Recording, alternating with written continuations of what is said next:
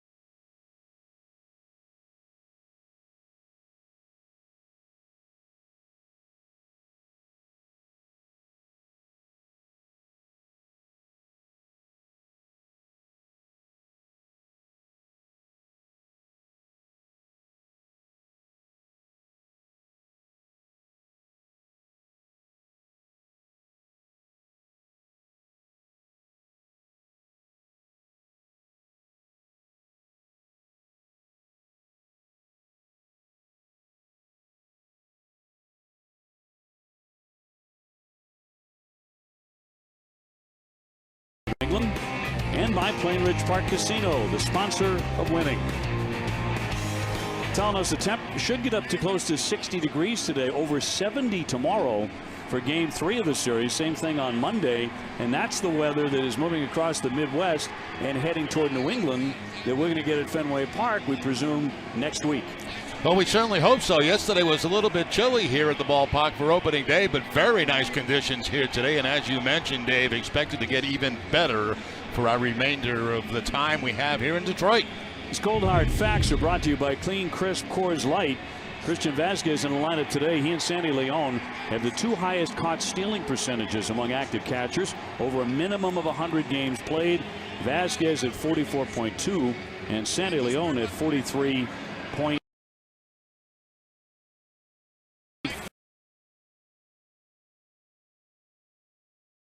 And they have both been excellent in throwing out base stealing. This was Sandy yesterday. Yeah, got a high knuckleball right there and plenty of time.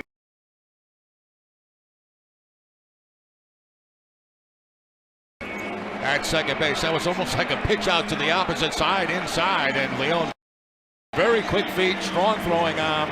2 very similar catches for the Red Sox. Well, the Tigers are taking the field. Time now for a look at the Red Sox lineup, which is brought to you by Toyota's website for deals, buyatoyota.com. Brock Holt back in there as the DH today. He likes this ballpark. Dustin Pedroia in the 2 spot. Andrew Benintendi in left field. Mitch Moreland had a couple of hits yesterday, his first 2 Red Sox hits. Pablo Sandoval at third base. Big home run for the Panda late in the game yesterday. Jackie Bradley in center, Chris Young in right. Marco Hernandez, the shortstop. Christian Vasquez doing the catching and batting 9th. And all up against the right-hander Jordan Zimmerman. Last year 9-7 for the right-hander. ERA almost at 5. He was a big off-season free agent signing, and it wound up being a disappointment because he had a lot of injuries, particularly neck problems last year. They're hoping for a big bounce-back season this year.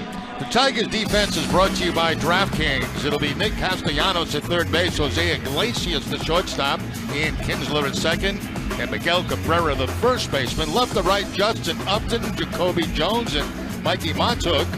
And James McCann, another one of those very good throwing catches behind the plate for the Tigers. Here, look at the umpires now. They're brought to you by Toyota's website for deals, buyatoyota.com. Jerry Lane is the home plate umpire with Scott Barry at first.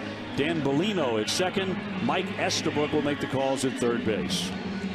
And we're available. This telecast can be heard in Spanish by selecting the SAP button on your TV remote. SAP presented by Toyota. Visit compra2toyota.com to see Toyota deals not seen on TV. Buenas tardes, amigos. We talked about the weather. We're going to see how good a forecaster we are, but 53 degrees right now. Moving on up, not much of a breeze out to left at 7 miles per hour, and a very sunny and very bright day here for Game 2. And Brock Holt will lead things off out of the DH spot. Red Sox have a couple of more guys right now under the weather because of that flu bug. Joe Kelly. John Farrell is not feeling 100%. Neither is Brian Butterfield on the coaching staff. It's been some story. And the first misses for ball 1 and the other way. Yeah, Joe Kelly actually started to get on the team bus this morning, quickly turned around and went back to his hotel room. So not even at the ballpark.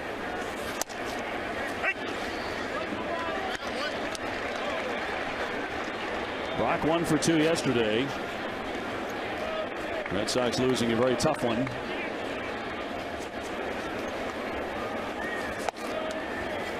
And the rally when Sandoval hit the home run, it felt like the Red Sox were going to steal a victory. Yeah, it was a shame they lost that ball game yesterday because, you know, it looked like when they were down by all those runs and the depleted lineup that they had out there that they had no chance in that game. They did have a chance. But, of course, that went away late in the ball game.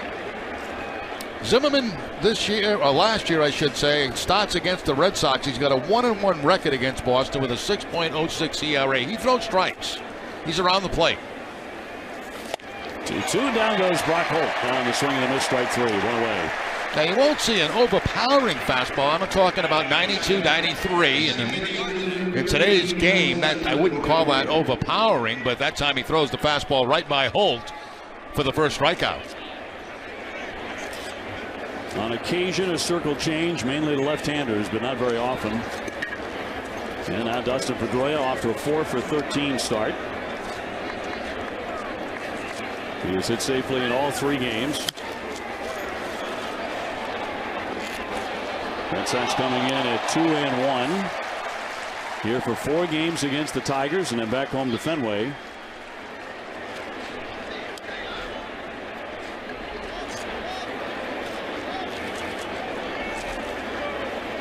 The 0-1 pitch on the infield. Iglesias, plenty of time to get him. 2 up, 2 down.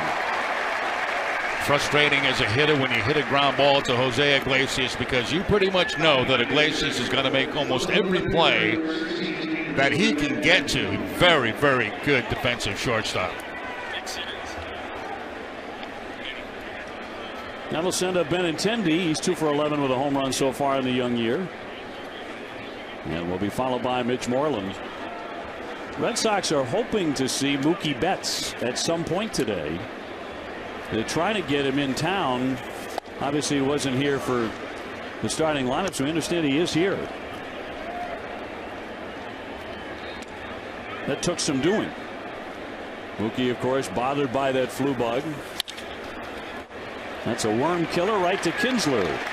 And the Red Sox are done in quickly by Zimmerman. 1-2-3 here in the first inning.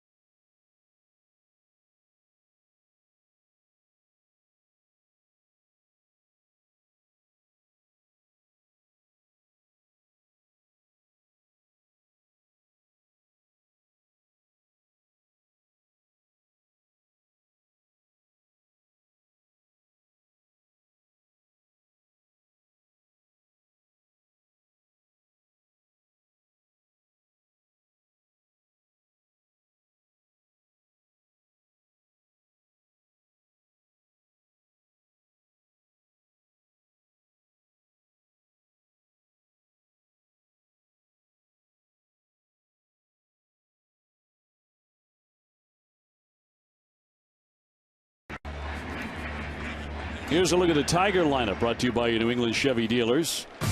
Ian Kinsler, followed by Castellanos and Miguel Cabrera, then Victor Martinez, Justin Upton, Mikey Matuk, one of their stars of yesterday, coming off the bench late. McCann out of the 7th spot. Jones in center field, and Iglesias, the shortstop, hitting 9th. Against Eduardo Rodriguez, the left-hander, making his season debut. Red Sox starter presented by New England Audi dealers. 3-7 a season ago. 4.71 the earned run average. Hoping to pick up where he left off at the end of last season, when he was very tough to hit. Had a great second half of the year. He's faced the Tigers twice in his career. 1-0 record with a 2.92 ERA. Almost strikeout per inning for Rodriguez against Detroit.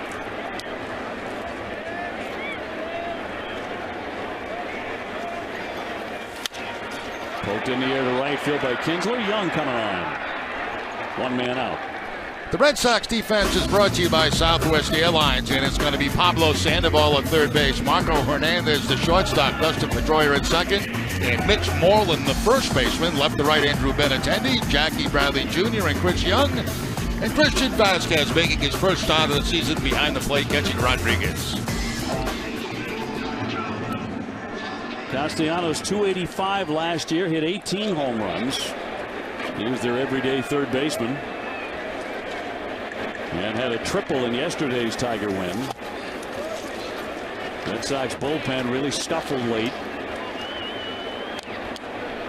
with those 4 2-out walks.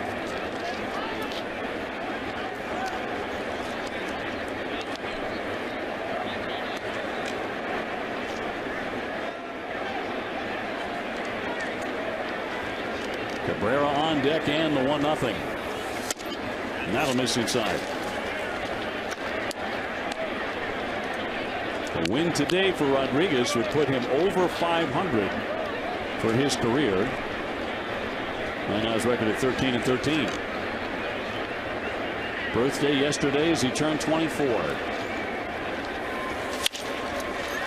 A play for Hernandez. A couple of days in a row at shortstop with Xander Bogaerts out on bereavement leave. And there are 2 down. And that'll send up Cabrera for the first time today.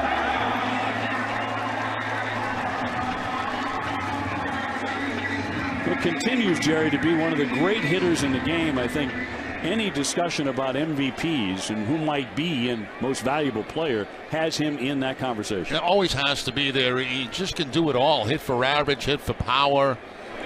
He uses the whole ballpark, line to line. Really one of the smarter hitters in baseball today. Looking for his first hit of the season this year, but you see the 2016 numbers right there. 158 games for Cabrera. He was 0 for 3 yesterday. Red Sox pitched him tough, intentionally walked him in the 6th inning. And that was the first time we saw the new rule employed, where when you want to walk a guy, you don't have to throw all 4 intentionally outside. You can just hold up a hand, 4 fingers, and put him on, and that's what happened yesterday. And he swung the bat there. That's strike 3. So Rodriguez gets him to bid. In that inning, only 8 pitches for the left-hander.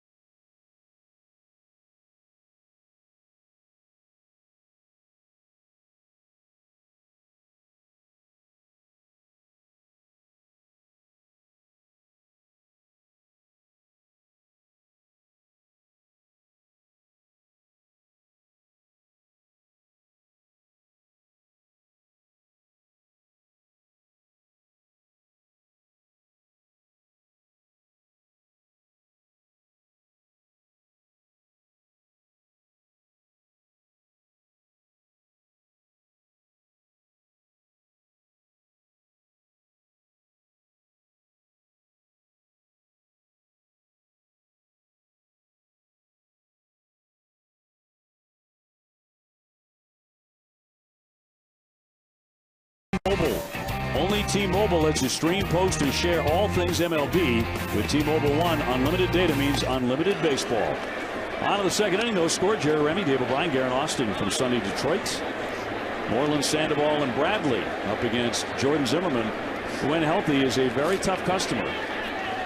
For the Nationals, he won 19 games in 2013 and regularly went over 200 innings with very few walks. Yeah, very good control of all his pitches, and he's got all four: fastball, curveball, slider, and an occasional changeup. That's what they tried to do yesterday for the most part, is elevate against Moreland. In those last couple of bats, he was able to get pitches down in the zone and picked up a couple of hits. A single in the 8th inning, a double in the 9th. Red Sox came from 4-0 down to take a 5-4 lead, shockingly, on the Sandoval home run.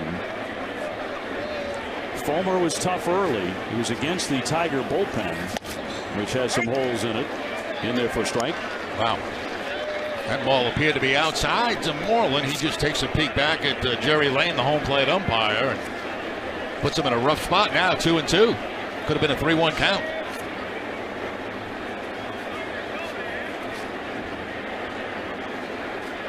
They shift on, and he fouls it back with a good cut. Sandoval on deck. And by design, right there again, they try to elevate against Moreland about letter high. He does chase it, but fouls it off.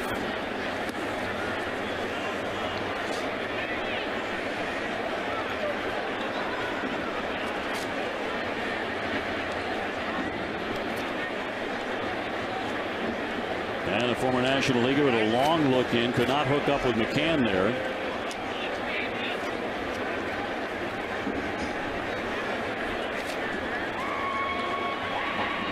Here's the 2-2 to Moreland. There's a shot driven down to the corner. That's well hit. That's going to drop in for a base hit. Montook picks it up. Moreland heading for second base, and he's got himself another double. So all of a sudden, Mitch Moreland, after a chilly start, is red hot. Yeah, watch the location of this pitch. It's going to be a high pitch, probably out of the strike zone, but Moreland able to get on top of it. Now, that's a pitch that has been giving him an awful lot of trouble. But that time he gets on top of the high fastball, hands above the baseball, and able to line it for the two-base hit to lead off the second inning. So right away, an RBI opportunity for Pablo Sandoval. For a short while, he was the hero last night, late yesterday afternoon, with a 3-run homer to put the Sox in the lead. Goes to the opposite field, too.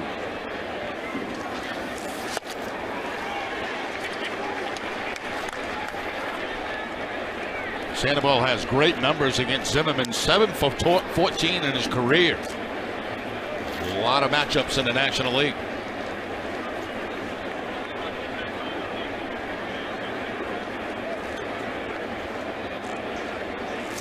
Moreland at second, nobody out. Red Sox looking to get on top right away here. He checked his swing, and it's inside. Yesterday in the ball game, gets a fastball on the outside part of the plate, up away from him, and takes it deep to the opposite field. And boy, at that time, things looked really good for the Red Sox.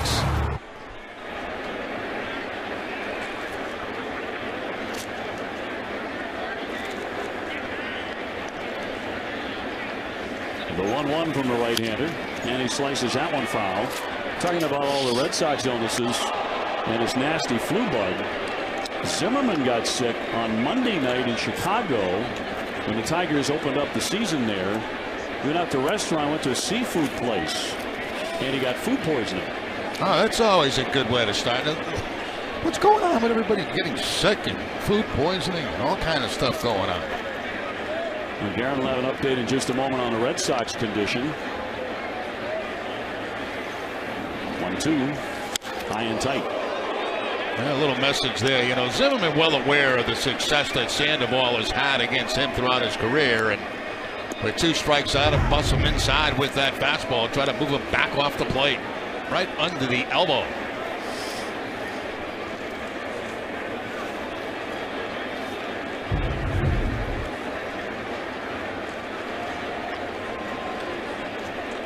Moreland at second, nobody out.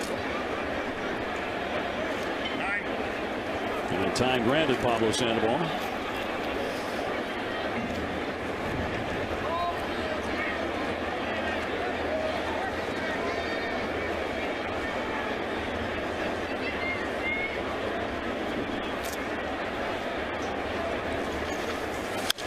2, and he jumps on that but knocks it foul.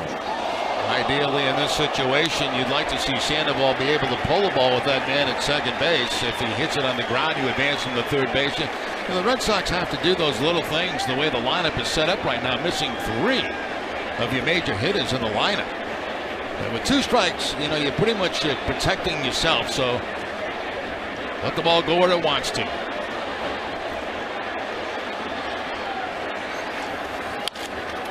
Knocked foul again. Sandoval very pesky once more. Mookie back.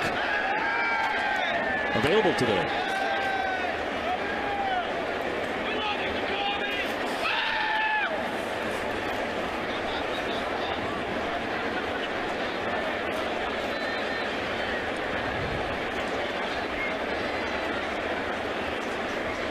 Bradley waiting patiently on deck, and the 2-2. Jones getting underneath. Moreland back to tag. Deep ballpark so he can advance 90 feet safely in the third.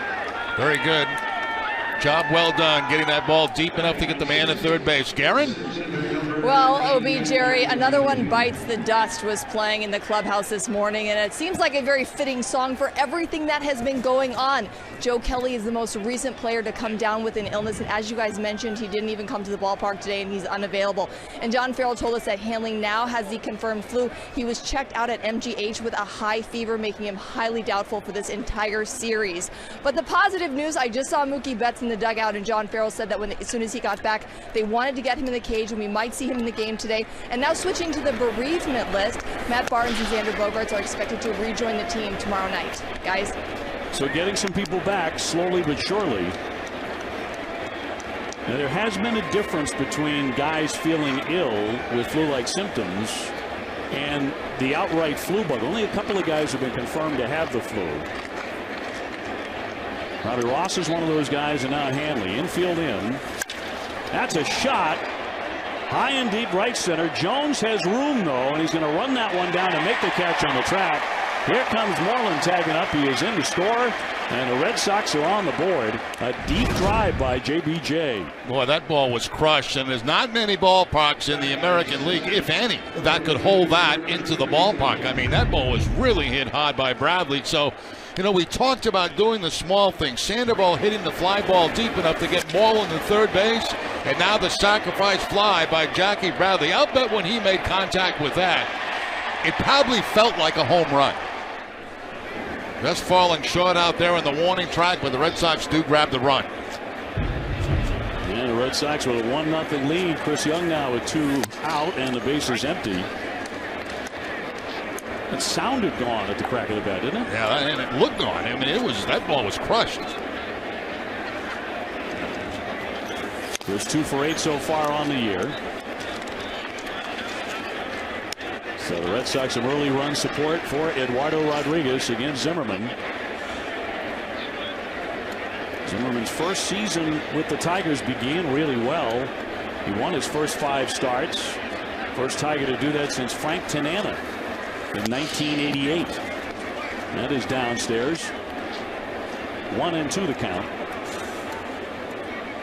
Last April, he was actually the April American League Pitcher of the Month. But in July, went on the disabled list because of a neck strain. He re-aggravated that a month later. Went down for good in September after they brought him back in the bullpen. He barely pitched after he came back in September.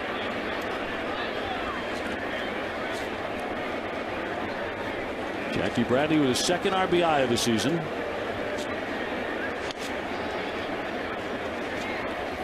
Two. High chopper, but a foul.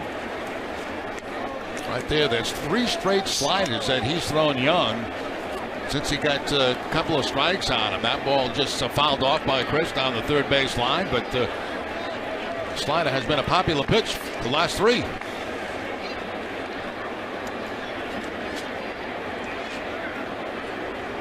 Back to the fastball away. Popped him up. Kevin Castellanos off the mound. He'll make the play. But the Red Sox score the double by Moreland, and Jackie Bradley drives him in from third base.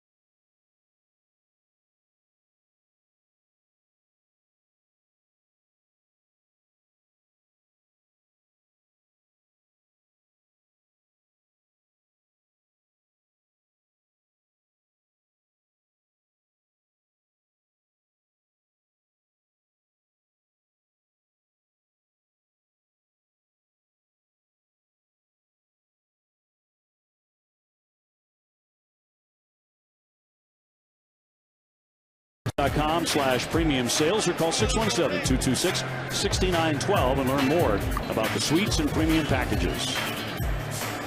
Nice of you to join us today. Red Sox in front 1-0.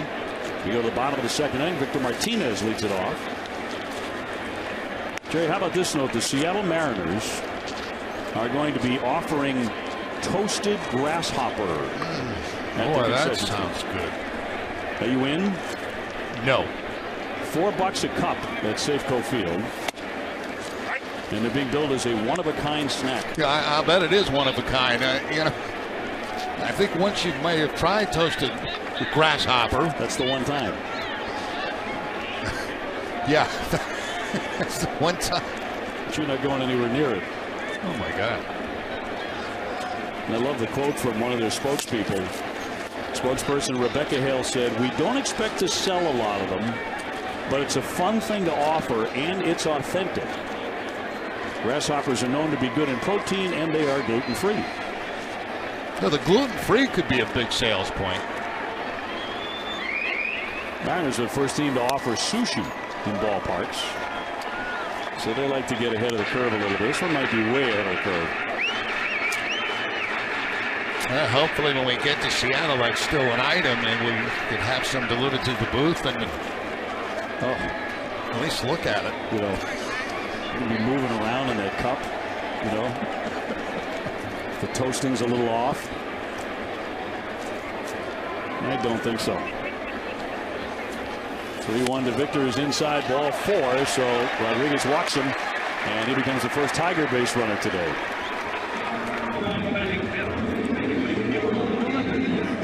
One of the good numbers that Jerry mentioned against Detroit in his career, but it is a very potent lineup. And here's another guy with home run ability, Justin Upton, with 31 home runs, 87 runs batted in last year.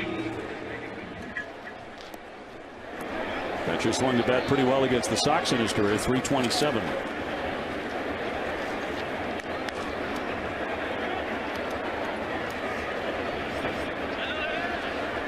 Victor, of course, no threat to run.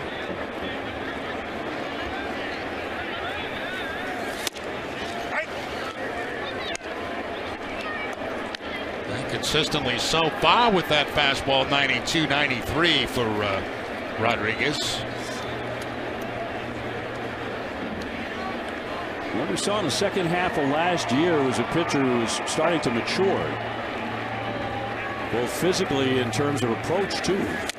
As he misses upstairs, 1 ball and 1 strike. We had that start down in St. Pete against the Rays where he was getting knocked all over the place, and Dustin Pedroia approached him on the mound, and in no uncertain terms what he told him was, "You are better than this. You should never let this happen. You're too good to be hit like this." It really did appear to sink in.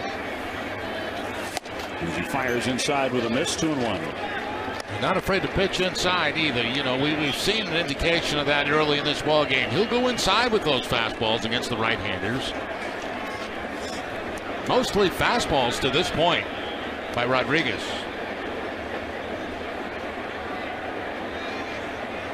Looks like this might be a changeup. 2-1. Softly hit. Moreland down to second base, got the out there, back to first, and not in time to double up Upton, but they do get the man at second base, the lead out. 1 man gone. That was the changeup, and it was a very good one. The ball down to Moreland. They're trying to get the 3-6-3 double play, but Upton gets down the line fairly well. Ball was not hit very hard, and you can see right there they're trying to turn it over, but Upton hustling down the line will beat it out. There's some question whether Moreland was going to cover or Rodriguez was going to cover. Anytime you get that opportunity, you let the first baseman take that throw.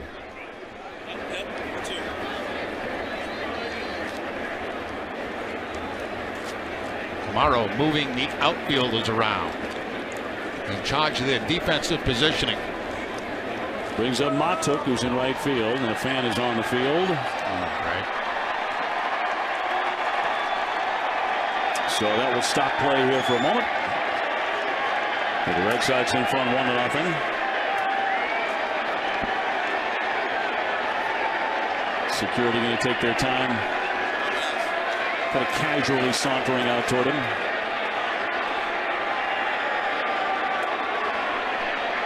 Matuk just wants to hit. Osmus just wants to play.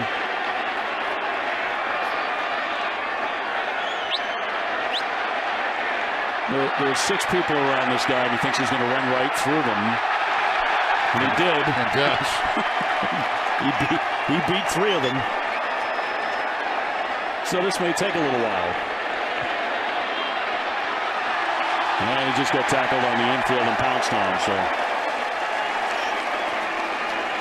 You know, I like the attack there by security. Yeah. Because what they did is they just surrounded him. And they let him do his little thing. And then after a couple of dekes here and there, a couple of pretty good moves, no panic in security, they just took him down. But I like the approach. Those were the 2 moves he had. Yeah. One left, one right. Now they cuffed him, and they're going to bring him off the diamond. Rodriguez with some warm-up tosses here.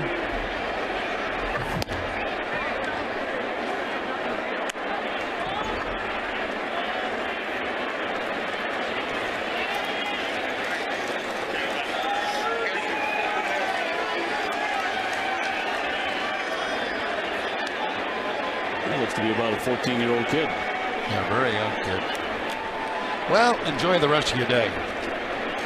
Wherever that may be. Hey, that's a trip. All right, Jerry, let's try this again.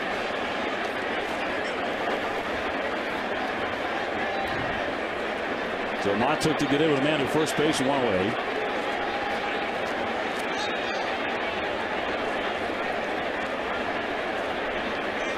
And Eduardo can get back to work. And he deals the ball.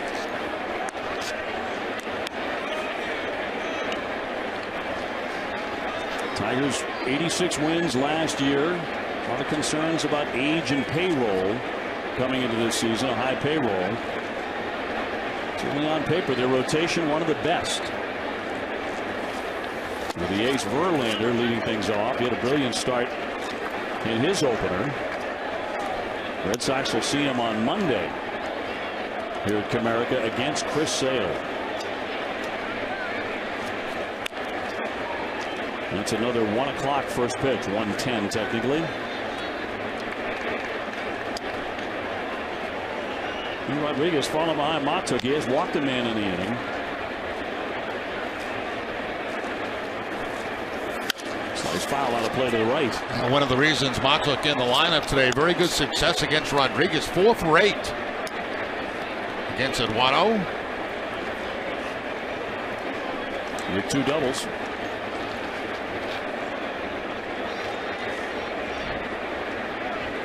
McCann on deck. Red Sox with a run in on a Jackie Bradley sac fly to bring in Moreland. Front it goes. Here's the throw down to second base. The tag, and got him. He's out. Wow. Boy, it looked like on the slide, Jerry, that he had actually beaten the throw. Yeah, I'm going to tell you something. It's Vasquez that makes up the difference here, because he had a great jump at first base, a tremendous jump. And then watch the pick here also by Pedroia. You know, most of the time second baseman liked to straddle the bag, but this time he had to come in front of the bag because it was going to bounce. But it was Vasquez who made up the difference on that, because he had a great jump at first base. Is the tag on? Yeah, the tag's on before the foot hits the bag. Osmus thought about challenging it. He decided not to, so that's 2 down. And that's ball 4. So Matuk is on. The Red Sox catching court continues to be lights out back there. This combination of Vasquez and Leon, they're becoming a stop sign. You know, once I saw Upton leave first base, I said they got no chance, because he was, I mean, he had a tremendous jump against Rodriguez.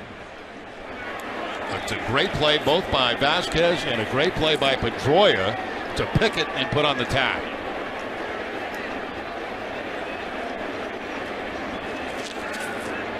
So Upton erased, and here comes McCann, who homered yesterday. He hit a bullet down the left field line. for a 2-run homer. That made the game 4-0. Frankly, kind of felt like it sealed the deal. It did not. Red Sox rallied to score 5 times and take the lead. Eventually losing here 6-5. As ball 4 played a very active role.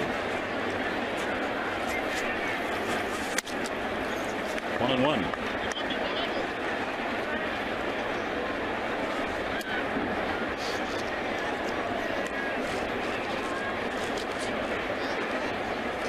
Ken has some pop, 12 home runs last year.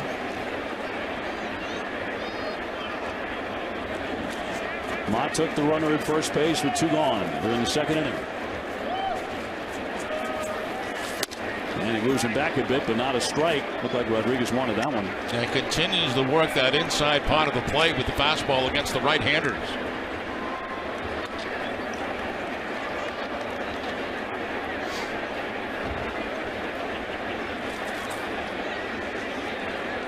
Jones on deck. Should he get that far, Rodriguez would love to start the next inning with him. He hit just .214 last year in limited major league duty. Check swing foul. 2-2. That looked like the slider that time from Rodriguez. We have not seen many of those, maybe 1 or 2 so far today. That slider away and fouled off by McCann.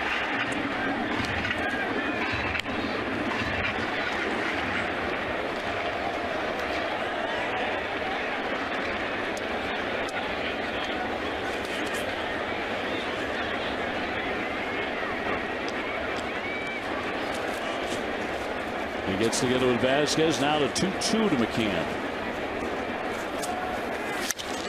Wide to center field. Jackie Bradley has that measured. Right there to put it away. Side retired despite 2 walks. No harm done. Red Sox lead it 1-0.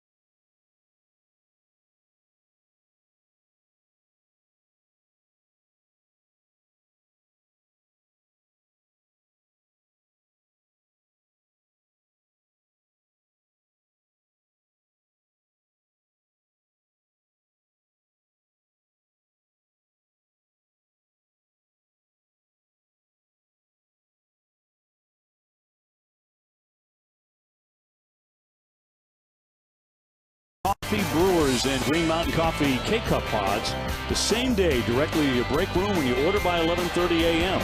Who but W.B. Mason? To the 3rd inning, Red Sox bring up Hernandez, Vasquez, and Brock Holt against Zimmerman with a 1-0 lead on the RBI by Jackie Bradley in the 2nd. Marco getting a couple of starts now as shortstop with Xander Bogaerts out on bereavement leave. He was 0 for 4 yesterday. Just recalled from the minors. We saw him last year for 30 or 40 games at the big league level. He had a great spring. And he is aggressive in the batter's box.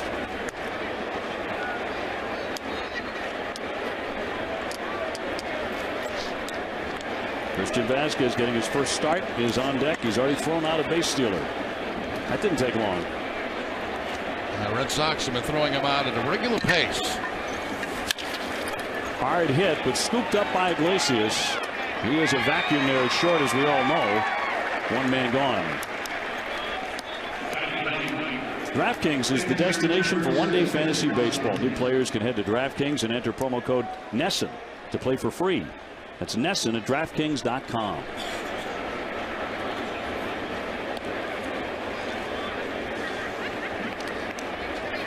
Vasquez in full health. Last year, just 57 games at the major league level. 227 with the 1 home run.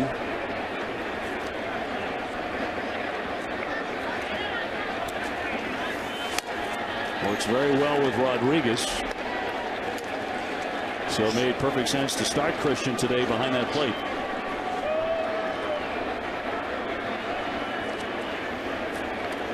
Brock Holt on deck. And he foul tipped it into the mid. Yeah, the combination of that, Dave, you know, catching Eduardo Rodriguez, and also the fact early in the season, you don't want guys sitting around a long time on the bench without playing. They lose their timing from what they gathered in spring training because they play a lot down there.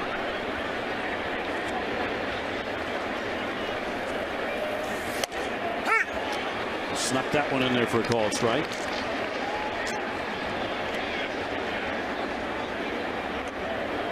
I didn't look.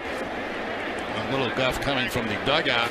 John Farrell questioning some of the calls and getting it right back from Jerry Lane. 1-2 fouled away. You heard Jerry very clearly say to the Red Sox dugout, how did it look? One thing you can see from the dugout is high and low, but it's very difficult to tell inside or outside from the dugout.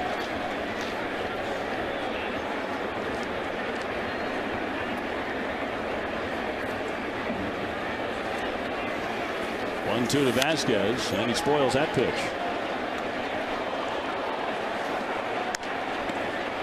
Zimmerman really threw the ball well in the National League. With that national team, he was a key member of their staff, a 19-game winner one year. And a real workhorse. So that's what they expected last year here in Detroit and did not get it. He made only 18 starts because of injury. Still 1-2.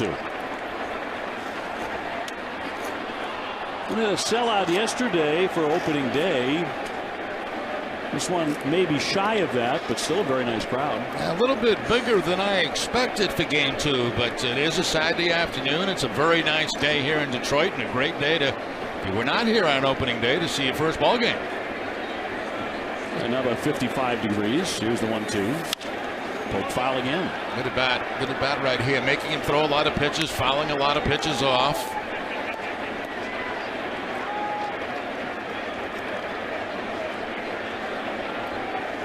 Christian himself feels 100%.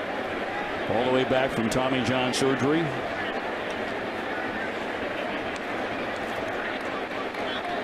And he is showing that he is. Here's the 1-2. Triple foul. Tried the curveball that time to get Vasquez, and again Vasquez able to foul it off. They have really, with 2 strikes on Christian, they have really got shallow out there in right field. Matuk very shallow. And sliding to the opposite field of Jacoby Jones. Here's that curveball off the outside part of the plate, but pretty good job by just fouling that off. 1-2 once again. And roped down the line. That's going to be a fair ball to keep on bouncing all the way into the fence. Vasquez wants second base. He'll reach easily. That is the second Red Sox double. Moreland had the first one. This one comes with 1 man out. Well, you know, you go back to the prior pitch, and the way that he fouled that ball off, it was not a strike, but he decided to swing at it, and he made contact. He gave himself another chance. The next chance he gets was a pitch that was kind of flat and inside. Now, here's the one that he fouls off right here. That ball's not even close to being a strike, but he stays alive, and then he gets a flat breaking ball that's going to stay on the middle part of the plate, and he's able to line it for the double. So good at bat. Good start for Vasquez, throwing a runner out at second base and picking up the double.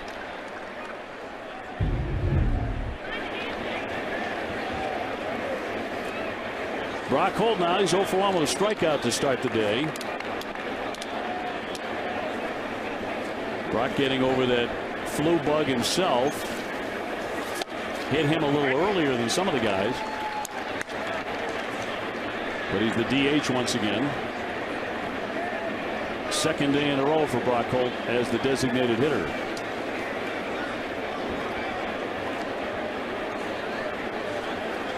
Did reach base twice yesterday with a single and a walk. One out, a man at second, and Zimmerman will not throw.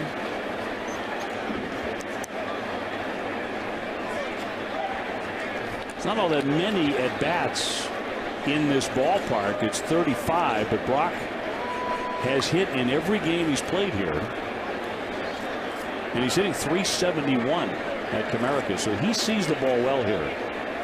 That's against some really good pitching staffs.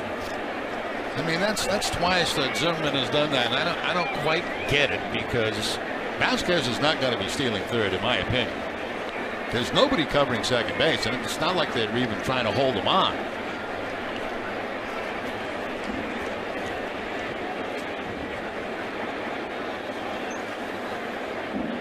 Now finally the pitch, and he missed with it.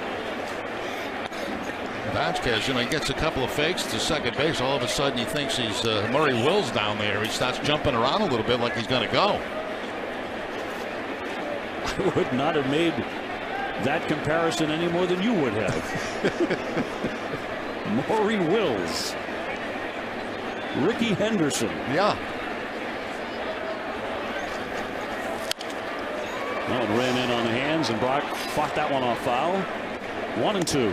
And sometimes players who are hitting don't like guys at second base to be jumping around a lot, because it kind of takes a little bit of the focus away from the pitcher. I think, Christian, get your lead, get your secondary lead, and forget about jumping around.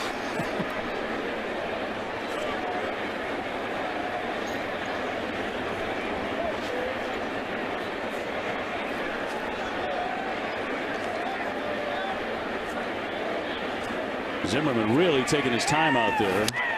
I don't remember him being this slow in delivering the pitch over in the National League. He was a quicker tempo. Now you come to the American League and they just, all of a sudden you slow down. Bam. Hit the brakes.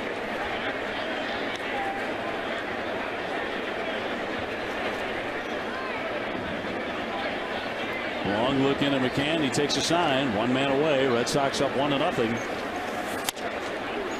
That missed inside to make it 3-2. Well, that's been 3 close pitches on the inside part of the plate. 2 of them have gone for balls, and I'll tell you, they're very, very close. Good job by Holt to stay off, but it's going to be awfully tempting being that close.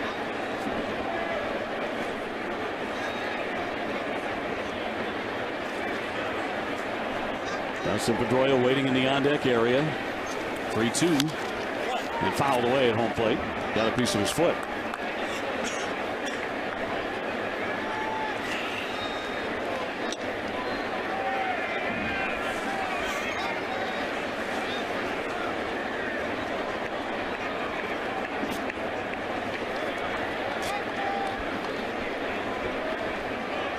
Again, John Farrell, one of the Red Sox personnel affected by this flu bug. He does not feel great today.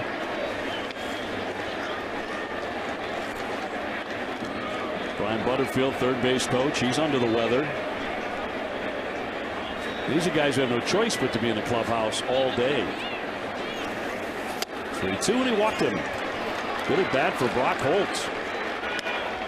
First and second here, and tomorrow an all-new edition of the Ultimate Red Sox Show is presented by AAA. We recap all the opening day festivities at Fenway. Red Sox chairman Tom Werner stops by to discuss life without Big Papi. That's tomorrow evening at 5:30 on NESN.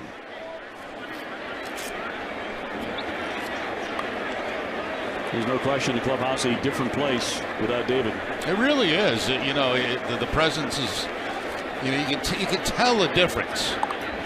But I'm glad, I talked about this a little bit during spring training. I'm glad that he has not showed up yet. Not that we don't want to see him, but I think it gave this team a chance to bond in spring training without him. and develop its own personality. Exactly. And I think for David, that was partially for his own benefit, not to be tempted, but also thinking about, his former teammates. They've got to become a team by themselves without him. Pedroia 0 for 1. He's grounded to short. To center field. On the move. Here comes Jones. It drops in for a base hit. Vasquez will stop at third base, and they're going to be all loaded up now for Andrew Benintendi. And Pedroia has hit safely so far in every game this season. Yeah, he's really, he swung the bat well since the first day of spring training. He gets a hanger here, hanging curveball, and just takes it. At first, I thought Jacoby Jones was going to have a chance to make this play and then double up Vasquez, but he drops in front of him. Vasquez has to hold at third base. So a great opportunity here for the Red Sox with one out and the bases loaded. Dustin starting the day hitting .313 lifetime against the AL Central, so he's at it again. Benintendi 0 for 1. And a very nice early opportunity for the Red Sox to jump on Zimmerman. That's a strike.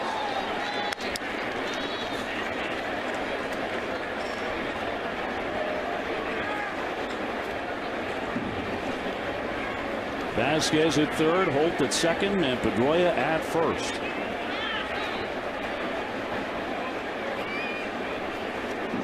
And Zimmerman in trouble right away here in the third inning. Got a piece of it.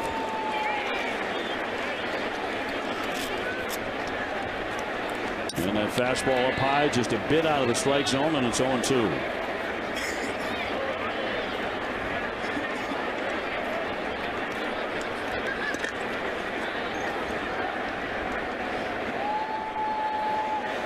Moreland would be next, only one out.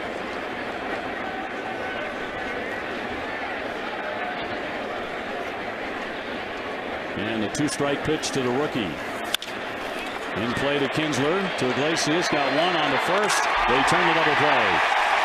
And that will retire the side, so the Red Sox load him up and cannot score. They still have a 1-0 lead here in Detroit.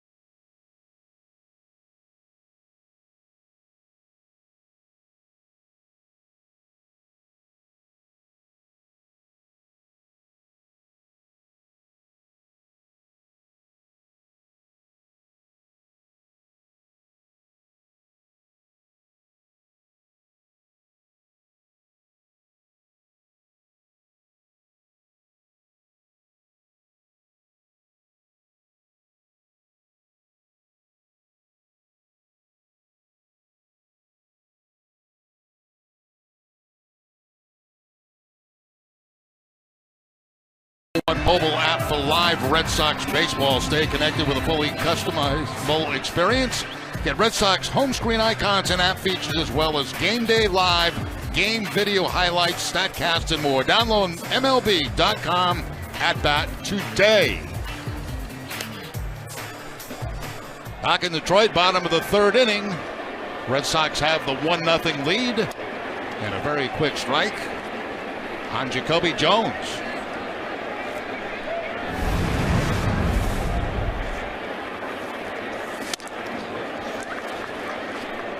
Rodriguez trying the fastball, goes up and away. Rodriguez has not allowed a hit in the ball game yet. Just one walk. That was to Victor Martinez.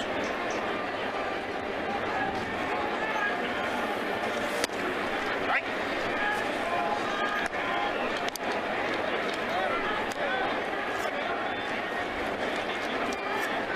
2016 with Toledo, a .243 average. 23 RBIs for Jacoby Jones. Red Sox shading him to the opposite field. Swing and a miss and a high fastball. Second strikeout of the day for Rodriguez. Struck out Cabrera back in the first inning. Now gets Jones swinging at a fastball up and away. See Vasquez, he wants that ball up high. He gets it up high, the swing and miss. First batter retired here in the third inning. That'll bring up Jose Iglesias. Infield in tight at third base, Sandoval. Also Mullen at first base.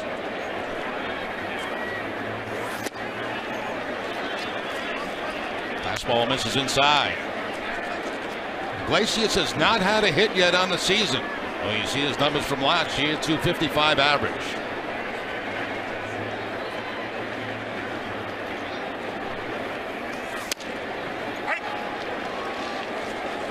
Little gift right there maybe for Rodriguez as he gets a strike called at the bottom of the strike zone.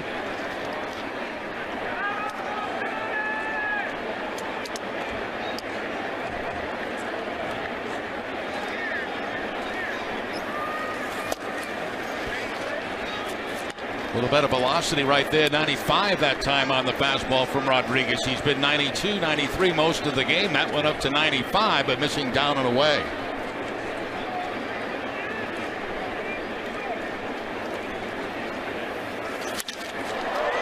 Well, that one drilled high and deep, way back to left, way back it goes. It is gone. He got all into that one. Iglesias with a drive. Only 4 home runs last year, but showing off some power on that shot. Now we mentioned that Iglesias had not had a hit all season long. His first is going to be the long ball off Eduardo Rodriguez. Fastball right down the heart of the plate, and Iglesias, who makes good contact, generally puts the bat on the ball, takes it out of the ballpark. So he has tied it up in the sunshine here in Detroit. And that'll bring up another home run threat, Ian Kinsler, who is 0 for 1 so far today with a fly to right.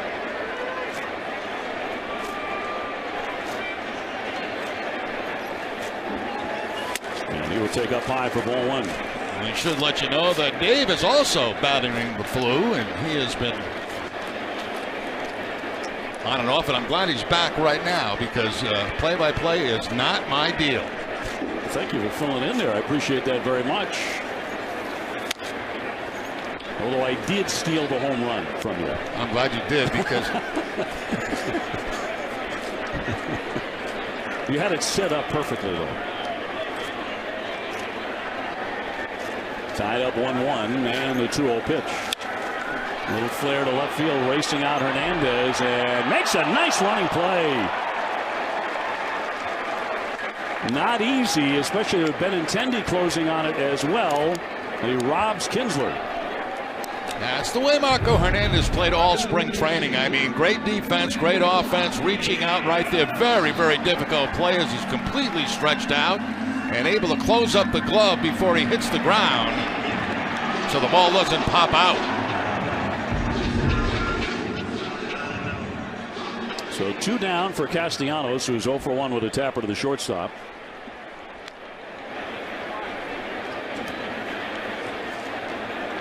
Now, home runs, he played a very active role. You really don't think about that in this ballpark. Jackie Bradley trying to close on this. He dives ahead and makes the play. And then the tumble. Well, Rodriguez needed the help from his defense. He got it on 2 occasions in that inning. Tigers on the board, and we're tied 1-1.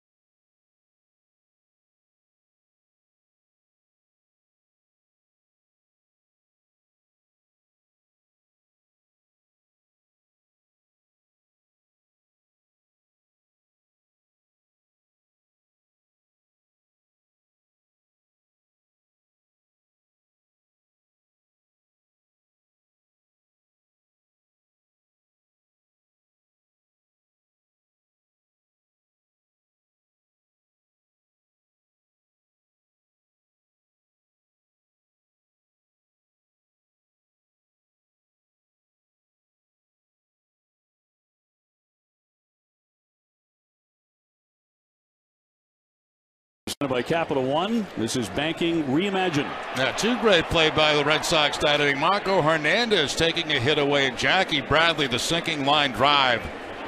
That's what you've come to expect from Bradley in the outfield. Well, superb timing. On the way in the fourth, tied 1-1. Mitch Moreland with a double and a run scored in the second inning. He has hits in his last 3 at-bats going back to yesterday. Sandoval and then Jackie Bradley to follow him as he looks at a strike. Saying typically you don't think about home runs when you think about Comerica. But first 2 games of this series, it's been a big part of the narrative as that one is fouled away.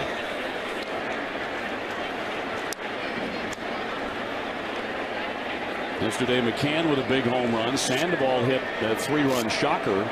Not the fact that Pablo hit one out, but in that spot and to the opposite field as well as he hit it. It was somewhat surprising. He really crushed it. 1-2 is wide.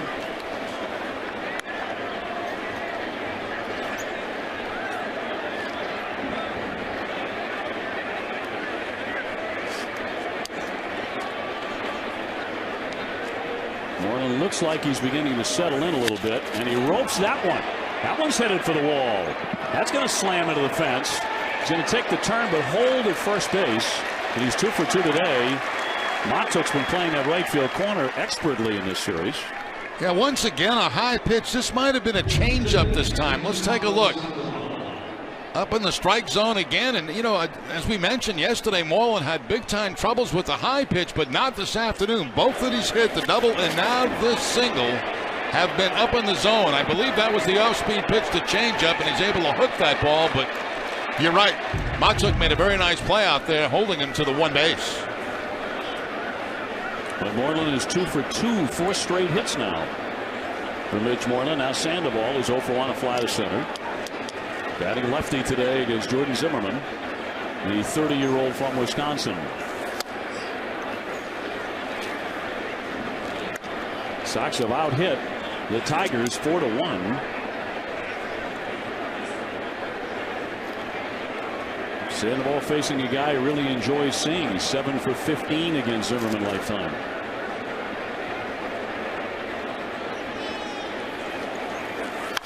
And he ropes that one foul. They turned on that one, hit it very deep but foul.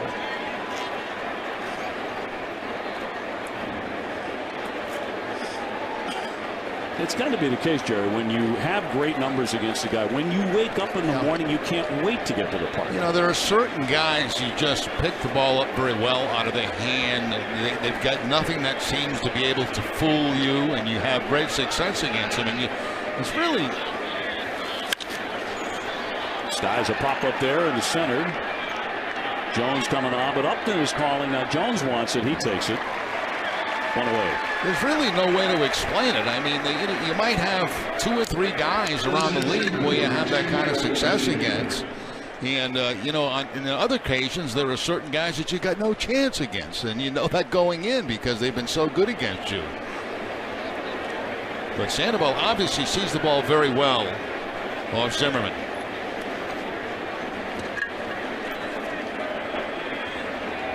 Jackie Bradley with a sac fly to drive in a run in the second inning.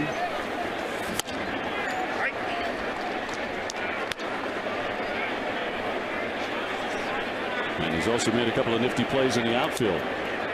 One away, runner at first base. Red Sox tied up 1-1 with Detroit in the 4th inning.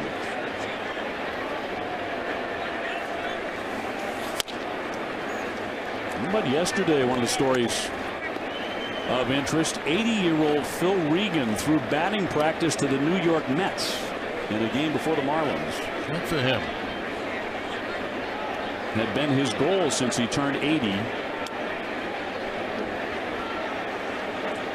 He's their assistant minor league pitching coordinator. Had a long big league career, about 13 years. He went 96 and 81. 1 year with the Dodgers, he won 15 games. That was back in 1963. He joked about his fastball. He said, I'll probably throw about 95, but I'll tone it down a bit for batting practice. 80 years old or young, throwing batting practice to the kids.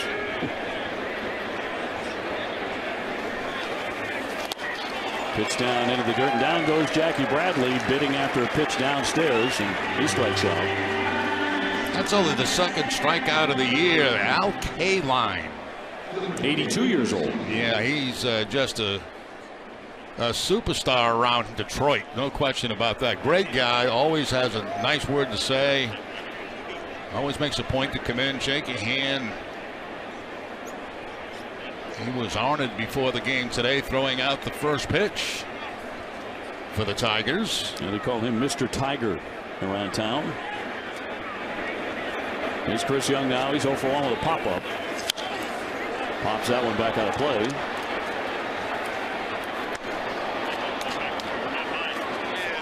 Also great to see Kirk Gibson working in the booth. Great player, former MVP. Also a heck of a football player.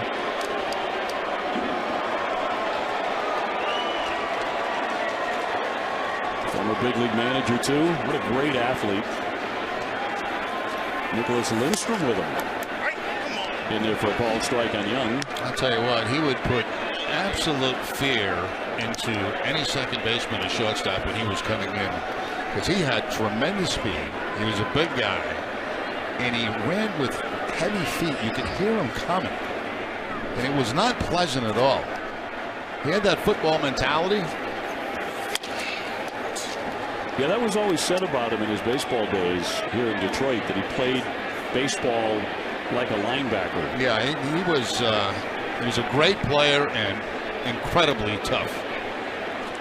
As a football player, he was a wide receiver.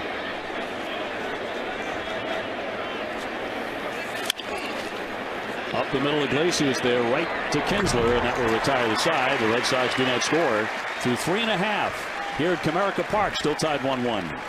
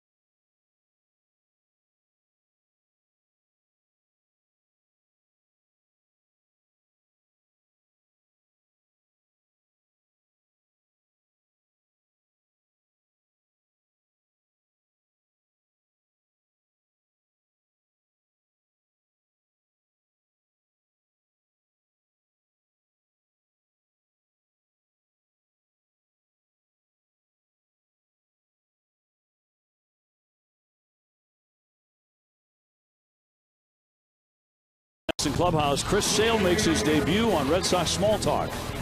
And plus, we'll see if it's possible to program a robot to throw a baseball.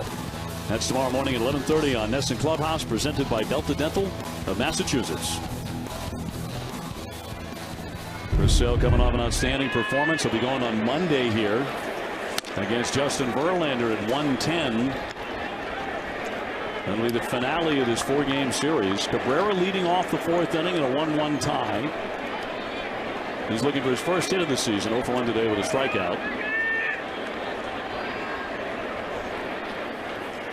This is a brutal part of their order. Cabrera, Martinez, Upton. All of them last year hit at least 27 home runs, drove in at least 86 runs.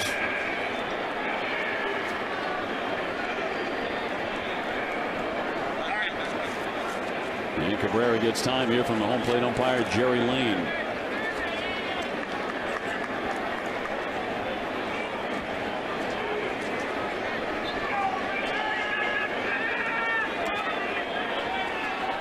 The 1-1 to the 11-time All-Star downstairs.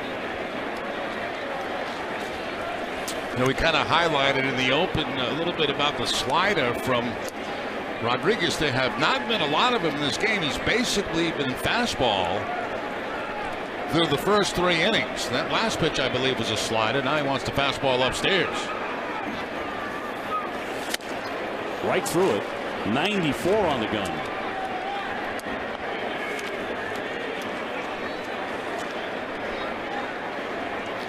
And with 2 strikes, Jackie Bradley in center field moves over just a couple of more steps to the opposite field. I see Bradley's positioning out there. 2-2 makes him move his feet a little bit high and tight. 3-2. Trying to go in that same spot, up and in. Not Cabrera that time, missing inside.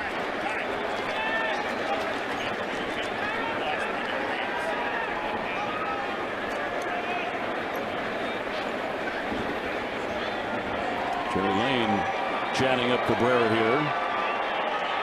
He has some on his uniform that Lane was curious about on his pant leg.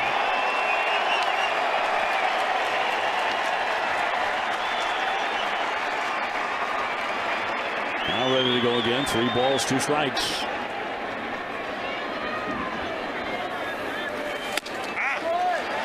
And up high for ball 4. So you're watching. That's 3 walks. And those have come over the last 2 innings for Eduardo. So he puts on Cabrera. Red Sox season ticket holders, you can experience the best seats, price, and benefits that Fenway has to offer. For information on becoming a season ticket holder, please visit redsox.com/season tickets or call 877-RED SOX 9 today. Now to send up Victor Martinez, who drew a walk in the 2nd.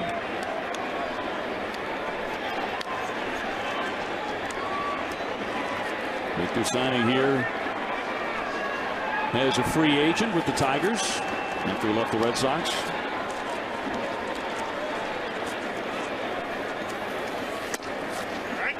And a primary DH. He'll play some first base apparently though this year too. Every once in a while they'll give Miguel Cabrera a time off and put Victor out there. It doesn't happen very often, but I'd like to get Miguel off his feet every once in a while. Let him just DH.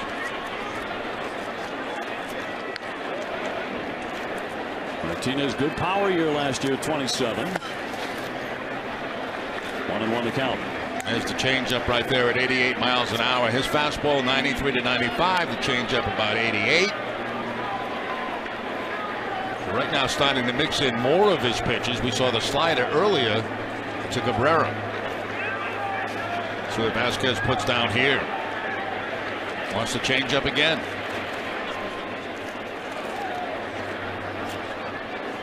The 1-1. That drifted away. Trying to change up there at 87. Victor now 38 years old. This is his 6th year in a Tiger uniform.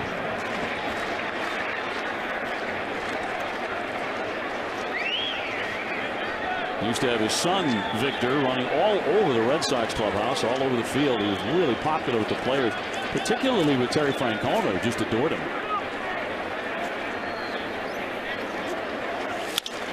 Rattle to short. Hernandez had to lunge for it. Low toss, throw to first, and in time. Nicely done. As the Sox returned 3 double plays yesterday, turn 1 here today.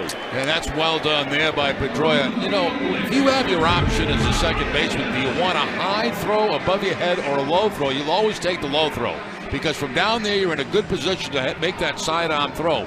When you have to come high and kind of leave that back a little bit, it makes it much more difficult to make the throw. So they'll take that low throw any day of a one that's up around the head. So bases empty, 2 down for Upton. Reached on a fielder's choice in the second inning and then tried to steal and was gunned down by Vasquez, with Pedroia helping out with a terrific tag.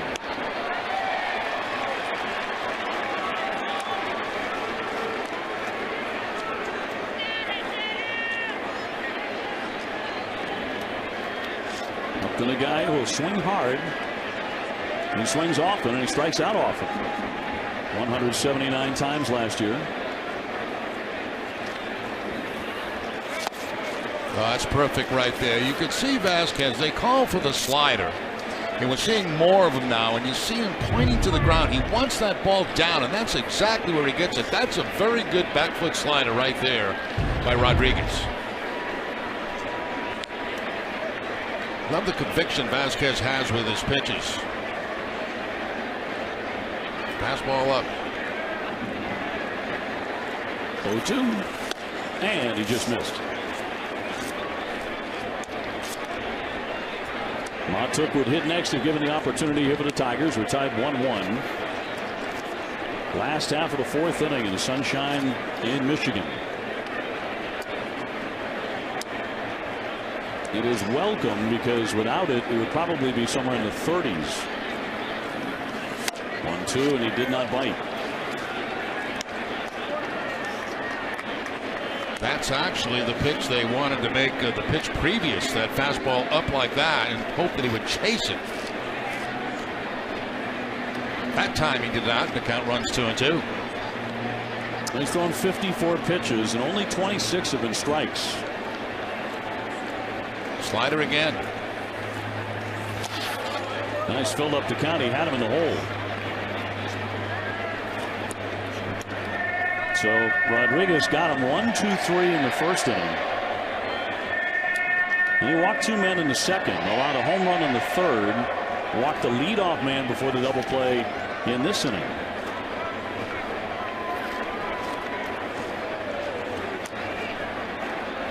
Sure, John Farrell would like to see him in the strike zone a lot more here.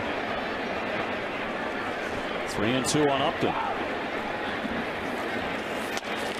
And that's going to be in there. He got him. Strike 3. Jerry Lane with that slow call. Jerry in the slow lane. But Rodriguez with a big K. Side retired.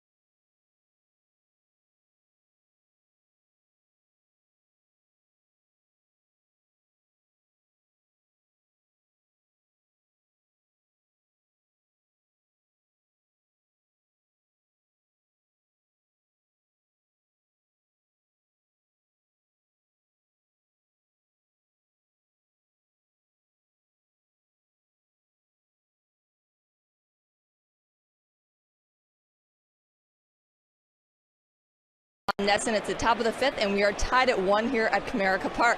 Yesterday was a very big day for Ben Taylor. He made his major league debut. I talked to him after the game, and he said it was amazing, and it was something he'd been dreaming of his entire life. I also talked to pitching coach Carl Willis, and he said watching him make his debut was second only to informing Taylor that he'd made the team. Willis said that his reaction on his face was really, really special. And guys, Willis said that Taylor was impressive throughout spring training and that he handled himself tremendously. He said they really threw him into the fire and nothing seemed to bother him, and there was more of that the same yesterday. I also talked to Taylor again this morning, and he said he received so many text messages and he only knew half the numbers. Jerry, what do you remember from your debut? I didn't have phones in my day. Well, cell phones. I hope. I do remember it very, very well, of course, and it's a moment that no player ever forgets their major league debut. And of course, it wasn't the days where we had cell phone and text messages, and it was payphones. You got letters like 2 weeks later. You're not kidding. And it was, it's unbelievable. The other day was interesting. The day we got rained out, I went down to the clubhouse area, and you see Benintendi. You forget 22 years old, right? The video generation. He was playing video games in the clubhouse. And he chased one there, and down goes Hernandez. 0 for 2 today as he whiffs, and 1 away in the 5th. Yeah, rising fastball that time, up and out of the strike zone, but he chases. Actually, they wanted that ball inside. It got up and away, and chasing it was Hernandez for the strikeout. Well, good day for Vasquez so far, already with a double and another caught stealing. And I tell this story a lot, Dave. I don't know if I've told you, but my major league debut, my first at bat, I was hitting 7th, and I got a base hit to drive in a run to give the Angels a big 1-0 lead. Of course, we finished last that year. And on the very first pitch, we were facing Steve Busby, so I get my lead off first base. It's a 1st and 3rd situation. The old fake the 3rd, throw to 1st. Well, I'm on 1st, and I got picked off. You got picked. And I'm going to tell you, Dick Williams was my manager, and he just let me have it in that dugout. That was my experience to the big leagues. Vasquez gets drilled there. That one high and tight. So hit by the pitch, and he will take his base. Fastball that gets away that time from Zimmerman. No way he wants to hit the number 9 hitter in the Red Sox lineup and gets him right off the shoulder. The Red Sox have had base runners in almost every inning except the 1st inning. We'll bring up Brock Holt. Dick Williams was probably real gentle with that dressing down, wasn't he? Yeah, he was very. He said, "Come here." He said, "Come here."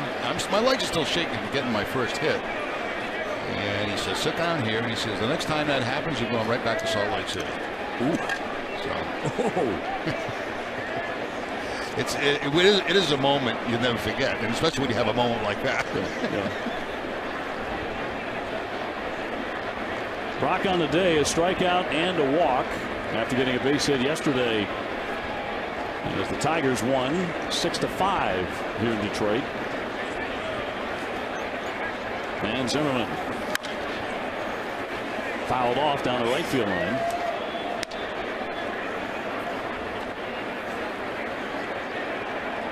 If you get the right count, wouldn't mind seeing a hit and run play here. Red Sox have to do something to generate some offense. They've had opportunities in this game, double plays, you've heard them. But with the 1 out, Holt at the plate, a contact guy. 0-1 not usually a good count for it. Now that changes with the count 1-1. Maybe we'll see some action. Butterfield putting down the signs to both the hitter and the runner at first base as he gets them from the dugout.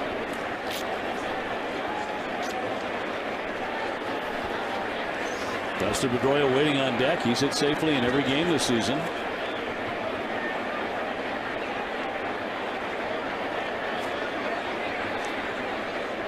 And the 1-1 runner goes to center field. Jones will back up a bit. Vasquez had rounded. Now he's heading back to first base. No throw there as he slides in. Because when you round the bag like that, you have to touch again on your way back. Well, we kind of expected it. You know, it was a good combination to have for a hit and run. You don't need speed at first base. They do play hit and run. But I thought Vasquez for a while was going too far. I don't think he picked the ball up right away. He rounds the bag, and you know right there it's going to be an out, so he's going to really scuffle to get back to the bag at first base. See, he didn't look back. He didn't see contact, and Iglesias is deking him. Did you see Iglesias there? He's acting like he's taking a throw from the second baseman. Good heads-up play by Iglesias right there. Vasquez was completely fooled. So 2 down. That one is ripped deep to left field. Upton back to the track and makes the play. A backhanded catch right up into the fence. Pedroia ripping one, but Upton with a nice running play to retire the side.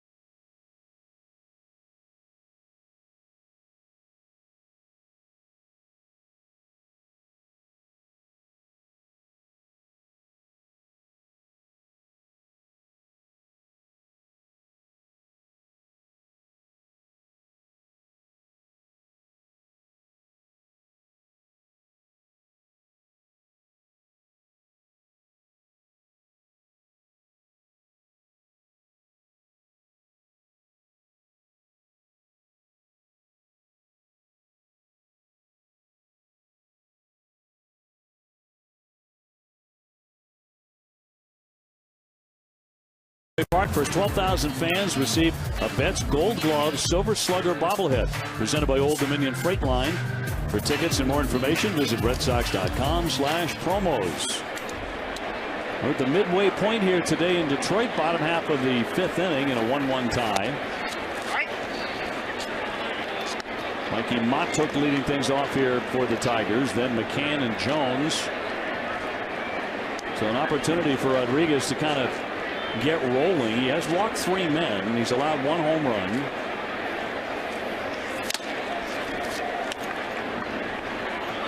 And he has a couple of strikeouts so far. He's gotten some help from that man, Christian Vasquez. He just took it right off the mask. Mask comes flying off Vasquez. That'll shake you up a little bit.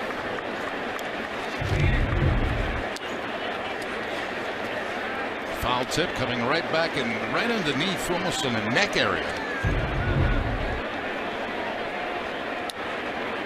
Let's go upstairs with the fastball. And got him.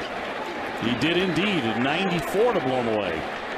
Exactly what Vasquez wanted. You saw him give the sign, the fastball, flip the finger up high. That means they want the high fastball. They want to get in the chase.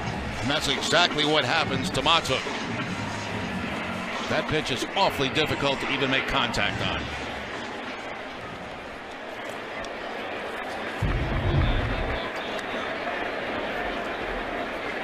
So 4 Ks for the left-hander, making his debut this season. That'll send up James McCann, 0 for 1 to fly to center.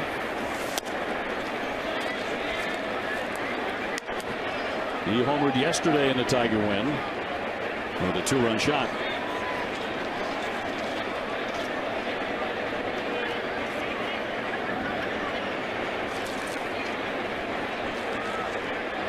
Eduardo would love to celebrate his 24th birthday with a victory. Check swing. Did he go? No, says Marvin Hudson.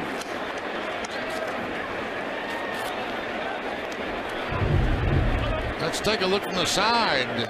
Very close to being a swing, but I do think he checked it.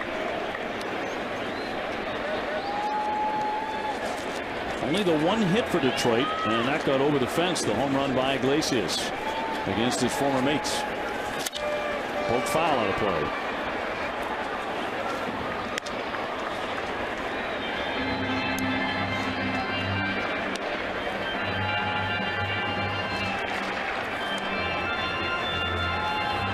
Game 3 of the series tomorrow afternoon right here on Nesson.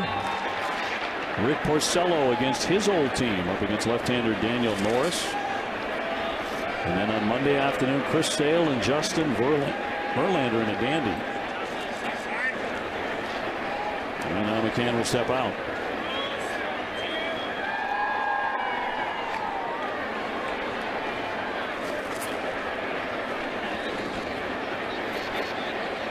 One away in the 2-1. High fly ball that's driven deep to left field. You can kiss that one goodbye. McCann will touch them all for the second straight day, and the Tigers have the lead 2-1.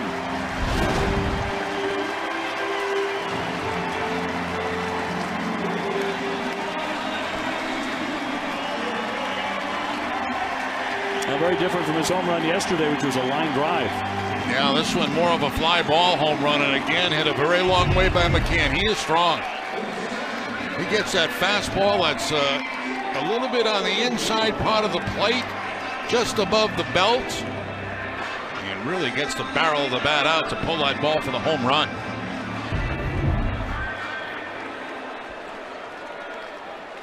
Two to 1 Tigers on a pair of home runs against Eduardo Rodriguez.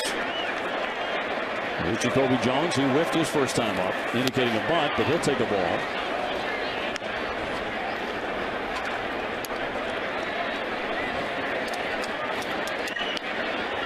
McCann, as you mentioned, strong guy. You could see him topping that 12 home run total from a year ago pretty quickly.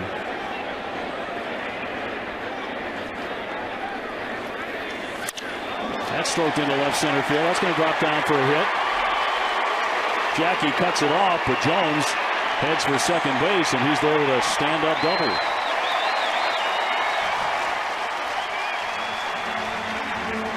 So he found the alley out there in left center. Now timeout right now by Vasquez to get out there and try to get Rodriguez back in sync. That's a high changeup that time that he's able to take, and Bradley just tracks it down, and he wants to keep this ball from getting by him or his three bases. He just grabbed it, threw it back in the infield, didn't care where he was getting it to, just get it back in so he can't get three on this. He just lets it fly to no particular base at all.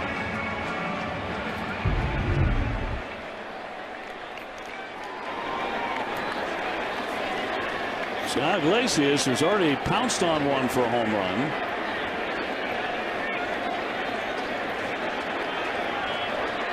Back-to-back extra base hits for the Tigers here in the fifth inning.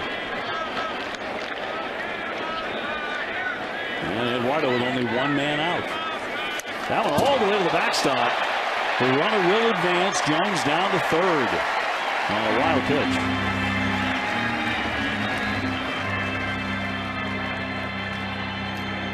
Now that hurts right there. Obviously, you get a man at third base now with one out. Red Sox will have to pull the infield in. That ball just sailed on Rodriguez. He looks back at his landing spot almost like he slipped. Always the possibility of a squeeze play here when you have Iglesias at the plate. I know he hit a home run today, but he's also a very good buncher, so that is a possibility.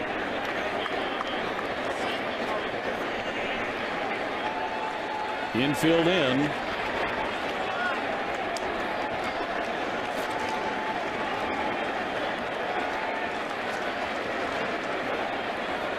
And the 1-0. A strike. Bit of a generous call maybe from Jerry Lane there. With Jones standing at third.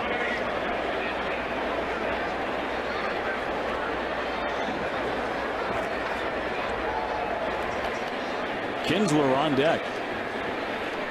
Here's the 1-1.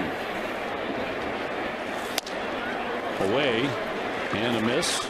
You know, I'm watching Pedroia at second base. He's constantly got his eyes on the third base coach. You know, and watch where he's playing. He's playing it on the grass. You know, I know they're playing the infield in, but he's playing even more shallow in case there is a bunt in his direction, and maybe he can have a chance to throw him out at the plate. Peeking in for the signs. Now he'll move in about 3 or 4 steps. Fly toward the alley instead. Nobody out there. It's onto the grass. Another run is in. Jones will score. Iglesias having a big day. An RBI double. That's the bottom of the lineup that's killing Rodriguez right now. I mean, Iglesias with a home run, a double, 2 RBIs on the day. McCann hitting out of the 7th spot with the home run. That's a pretty good hitting right there. That ball was down and in, and Iglesias takes it in that gap in right center field.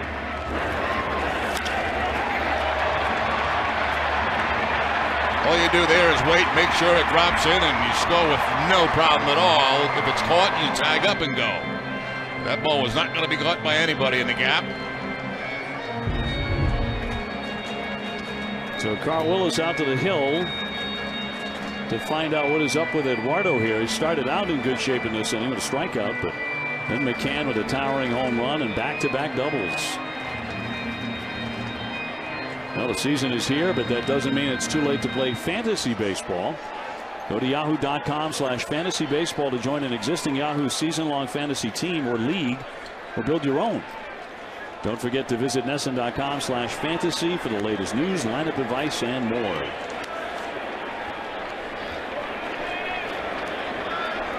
Now Rodriguez has to make sure it does not get away, because here comes Kinsler with only 1 away and a man at second.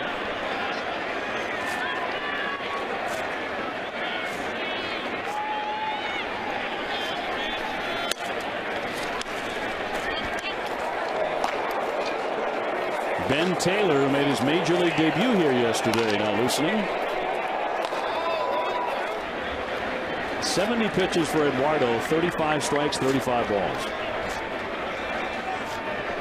So he's missed a lot today.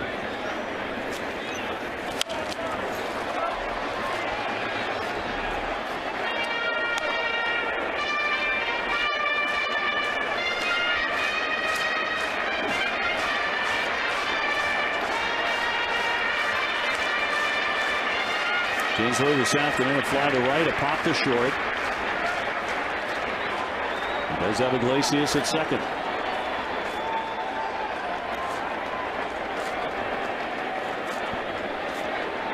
Here's the 1-1 pitch.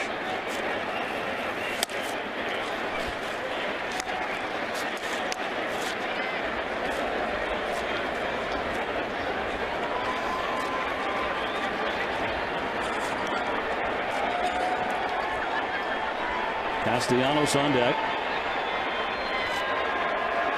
The top 6 hitters do not have a hit today. As Jerry mentioned, it's the bottom part of the order that's doing a lot of harm to the left-hander. Yeah, it seems like most of his inconsistency has been toward the bottom part of the Detroit Tiger lineup.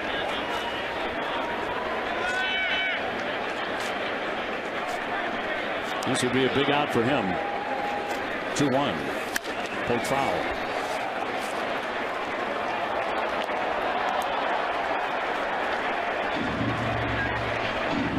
It was 16 years ago today, April 8, 2001, Pedro Martinez struck out 16 Devil Rays over 8 scoreless innings, a 3-0 victory at Fenway Park. That's back when they were the Devil Rays.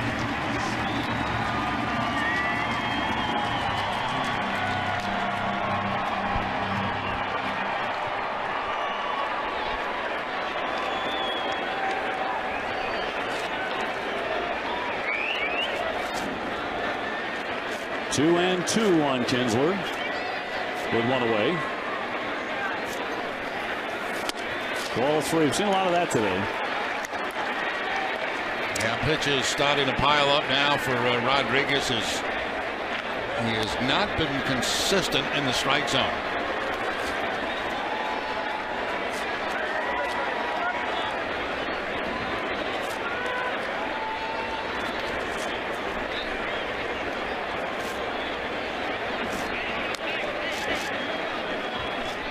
Here's the payoff pitch to Ian Kinsler. Lined in the left. Iglesias being sent in. Benintendi's throw is cut off. The run is in to score. Kinsler in a rundown. Moreland giving chase. And he tags him. And he is out. But Kinsler smokes a line drive to drive in another run.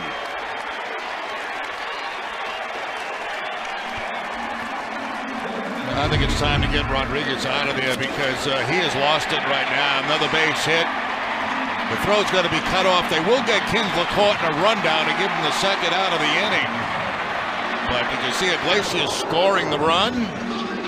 Here's the rundown beginning by Pedroia, and finally it's Moreland that chases him down. It was actually for a while nobody covering second base, but then three guys got there just in case.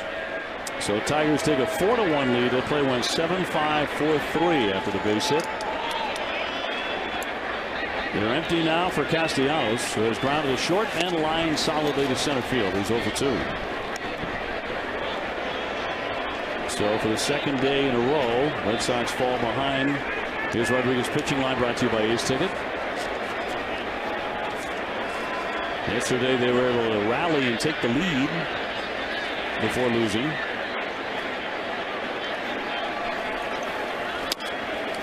Starts with a breaking ball for strike one.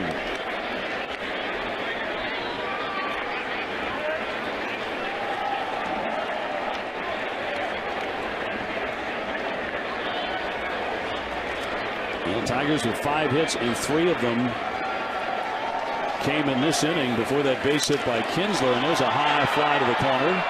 Benintendi romping over, but off in the foul ground. Now they've strung together 4 straight hits.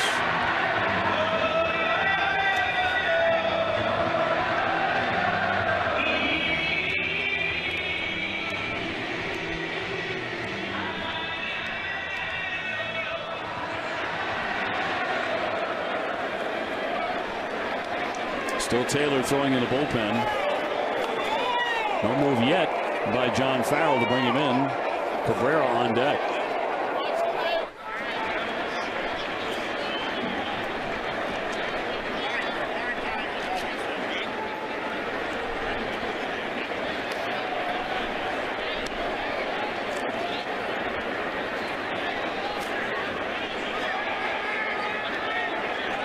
One-two. You can't put him away on that one. 2-2 on Castellanos.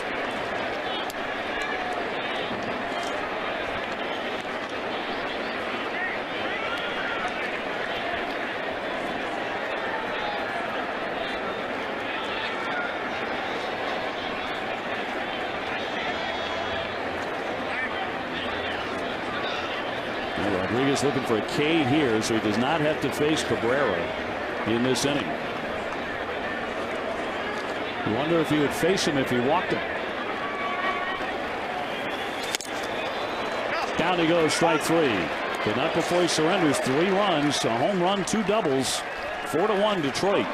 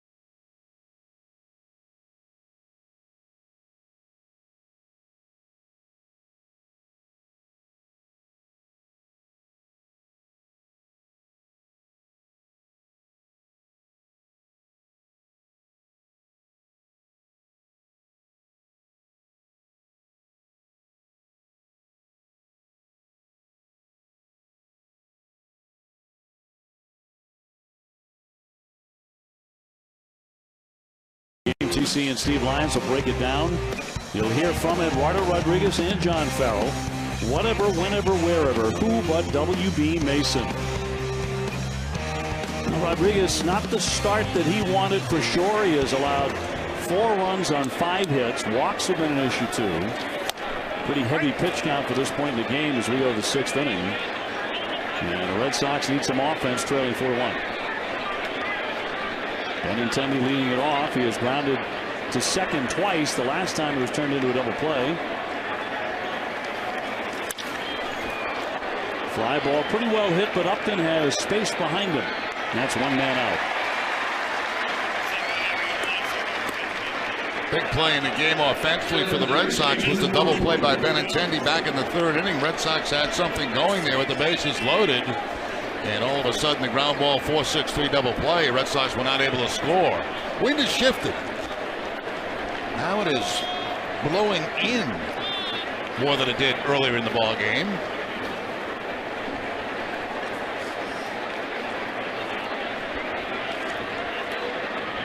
Moreland with a double, a single. Following up his last 2 hits last night, so it's 4 for 4 over the 2 games from the point of his first hit.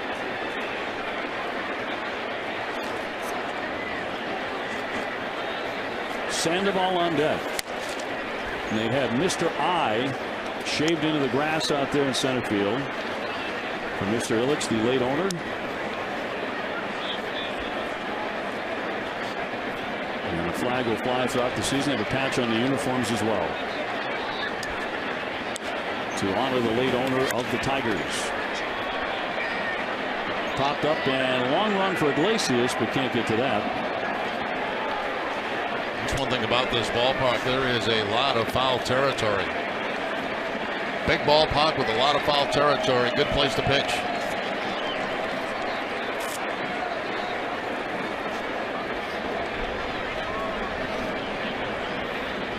Very much a National League feel to it. It does. Yeah, Moreland has come alive here in recent at-bats. He has scored the Red Sox run. That was back in the 2nd inning when the Red Sox took a 1-0 lead. He doubled. He advanced on a fly ball to 3rd. Jackie Bradley drove him in with a sacrifice. But that's been it for the Sox today offensively. Top of the 6th inning. They're facing Zimmerman.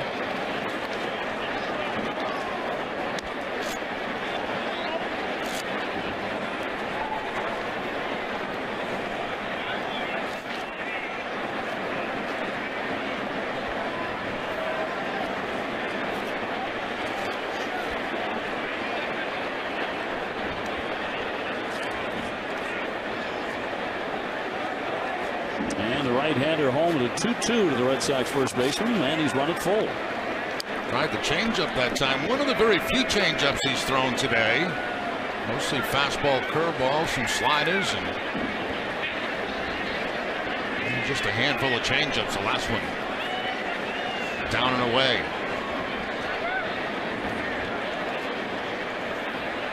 The curveball on the 3-2 count. Rolled to first base. Cabrera will have it all by himself, round number 2. Hit very softly by Moreland, so 2 up, 2 down to the Red Sox in the 6th. Yeah, the only hope you have on that when you hit one in that direction, that it hits the first base bag and takes a crazy bounce, but it did not hit the bag and became a very easy play for Cabrera. He's come a long way as a defensive first baseman. He has. Started off what as a third baseman, right, in the National League? Not that that was a difficult play necessarily, but he's a guy who can pick it out of the dirt. He can help his infielders. Better feet than you would expect.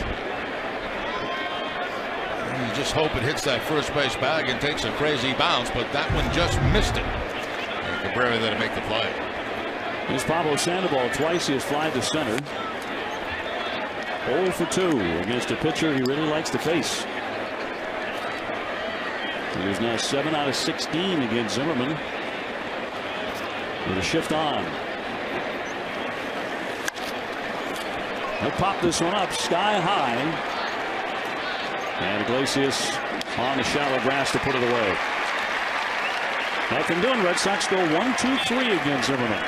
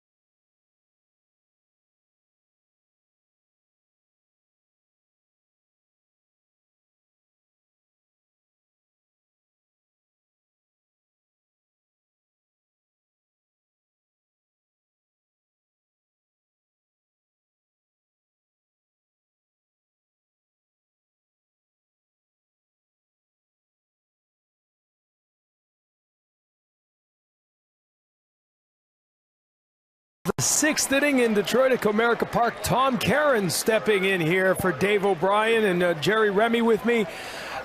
Jerry, a new pitcher on the mound for the Red Sox here as Ben Taylor comes in. We saw him yesterday, and we've been talking about the flu and the flu-like symptoms.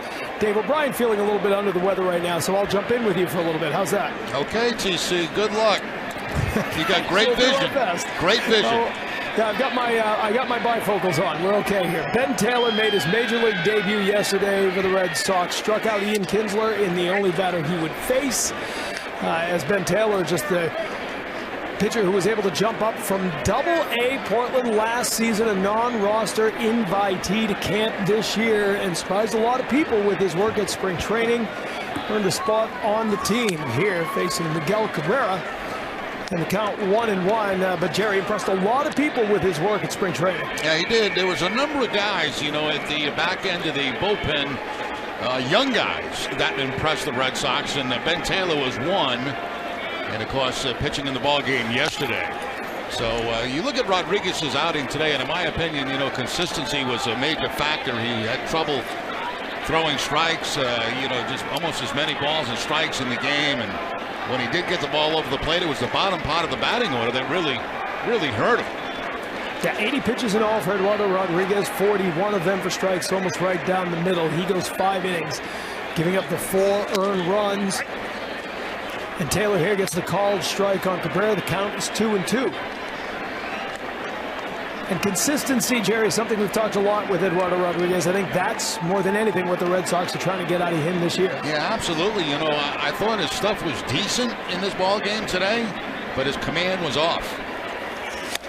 The 2-2, swing and a miss. Taylor gets Cabrera to begin the 6th inning. So Ben Taylor picking up where he left off yesterday. Yeah, it's hard to believe that Cabrera does not have a hit yet on the season. Struck out twice today. He has a walk also, but this fastball from Taylor is going to be away from Cabrera and gets a swing and miss. Cabrera has struck out now 5 times on the season. So 1 down here in the 6th inning, and that'll bring up Victor Martinez. He is 0 for 1 on the day, grounded into the 6-4-3 double play back in the 4th inning. A walk in the 2nd inning will lead off, and then was erased on a fielder's choice that Upton hit into. Taylor missing outside here. What's impressed you the most out of what you've seen from Ben Taylor so far here, Jerry? Well, he's not afraid. Most young guys come to the big leagues and they're timid in what they're throwing. He's not at all. He's got pretty good velocity on his fastball, a decent breaking ball, not afraid to throw any of his pitches. And you see the pop on that fastball now. It's only 91, but it had a lot of good late life on it. And people, what is late life? Well, it means the ball kind of jumps at you at the end. Big shift put on for Martinez. Pedroia way out in right field, playing him very deep into pull. So 1-1 the count here from Taylor. Just misses outside as they play Martinez to pull. Of course, Victor Martinez still going strong all these years later. Settled in nicely as a member of the Detroit Tigers. Last year hit .289 for the Tigers, 27 homers, 86 RBI. 2-1, and Taylor just misses down low. Tried to change up that time, and a pretty good pitch. Pretty good job by Martinez not to chase that pitch.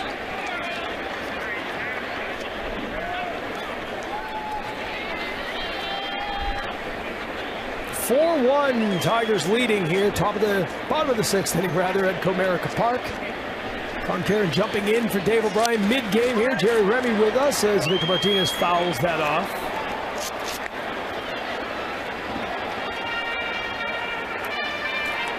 Taylor, as we said yesterday, came in, made his major league debut, and 2 outs in the 7th inning. He struck out Ian Kinsler.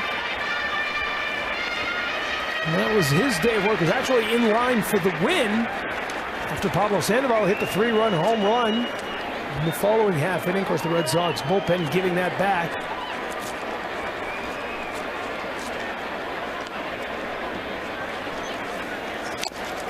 Swing and a miss, and at this rate, Jerry, Ben Taylor's going to strike out every batter he ever faces. Well, that's another example right there of what I call late life on a fastball. Again, that was 93 miles an hour. That ball jumped, though, right at the end and right by Martinez. Upgrade your day with DD Perks. Earn a free beverage when you enroll and speed past the line with on-the-go ordering. DD Perks. Everyone deserves an upgrade. Download the Dunkin' app today. Speeding past the line may not be possible at all locations. So 2 down here in the 6th inning. Upton up for the Tigers, and Ben Taylor continues to impress here in the early going. Justin Upton over 2 on the day against Eduardo Rodriguez. Hit into a fielder's choice back in the 2nd inning. Took a called 3rd strike in the 4th.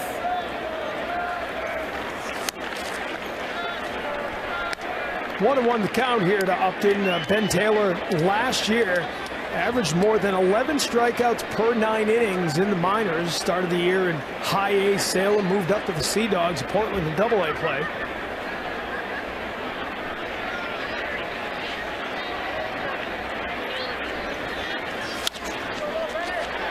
High fly ball here to the right field side. And that'll be a 1-2-3 inning for Taylor. So impressive work for Taylor, and we head to the 7th with the Red Sox trailing 4-1.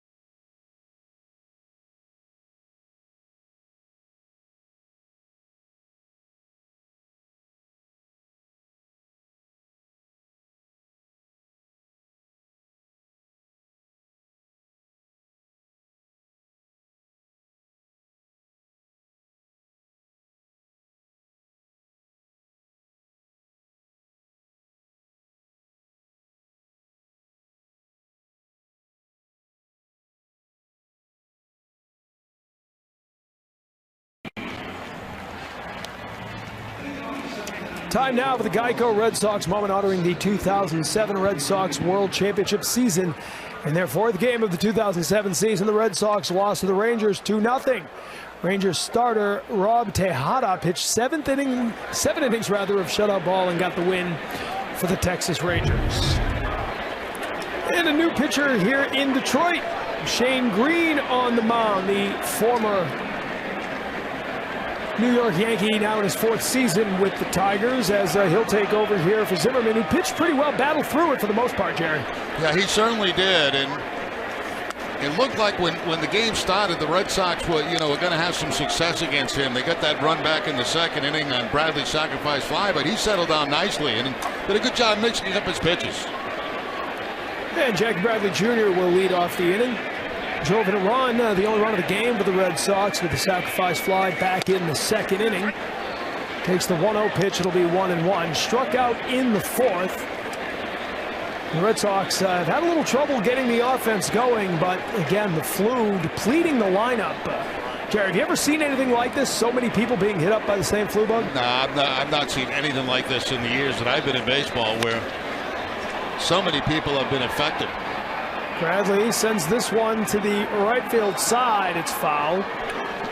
And it really hurts, it obviously hurts the Red Sox offense. Three of their top performers not in there and squandered opportunities in some cases today. For example, the bases loaded in the third inning, a double play, a chance they had to maybe build on a little bit of a lead. But that ended quickly. TC, we got another nut on the field, second nut of the day. It seems to be contagious. That's not just the flu bug that's contagious in Detroit. Yeah, this is terrific.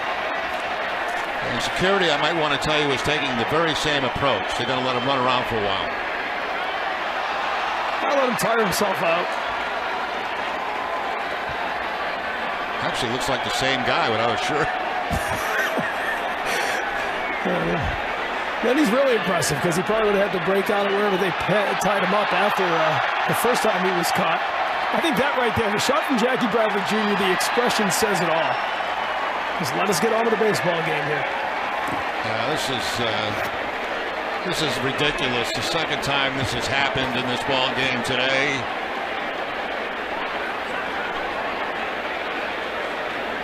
And again, Red Sox trailing 4-1. A 3-run fifth inning off Eduardo Rodriguez, who had pitched well through the first four. The home run from McCann.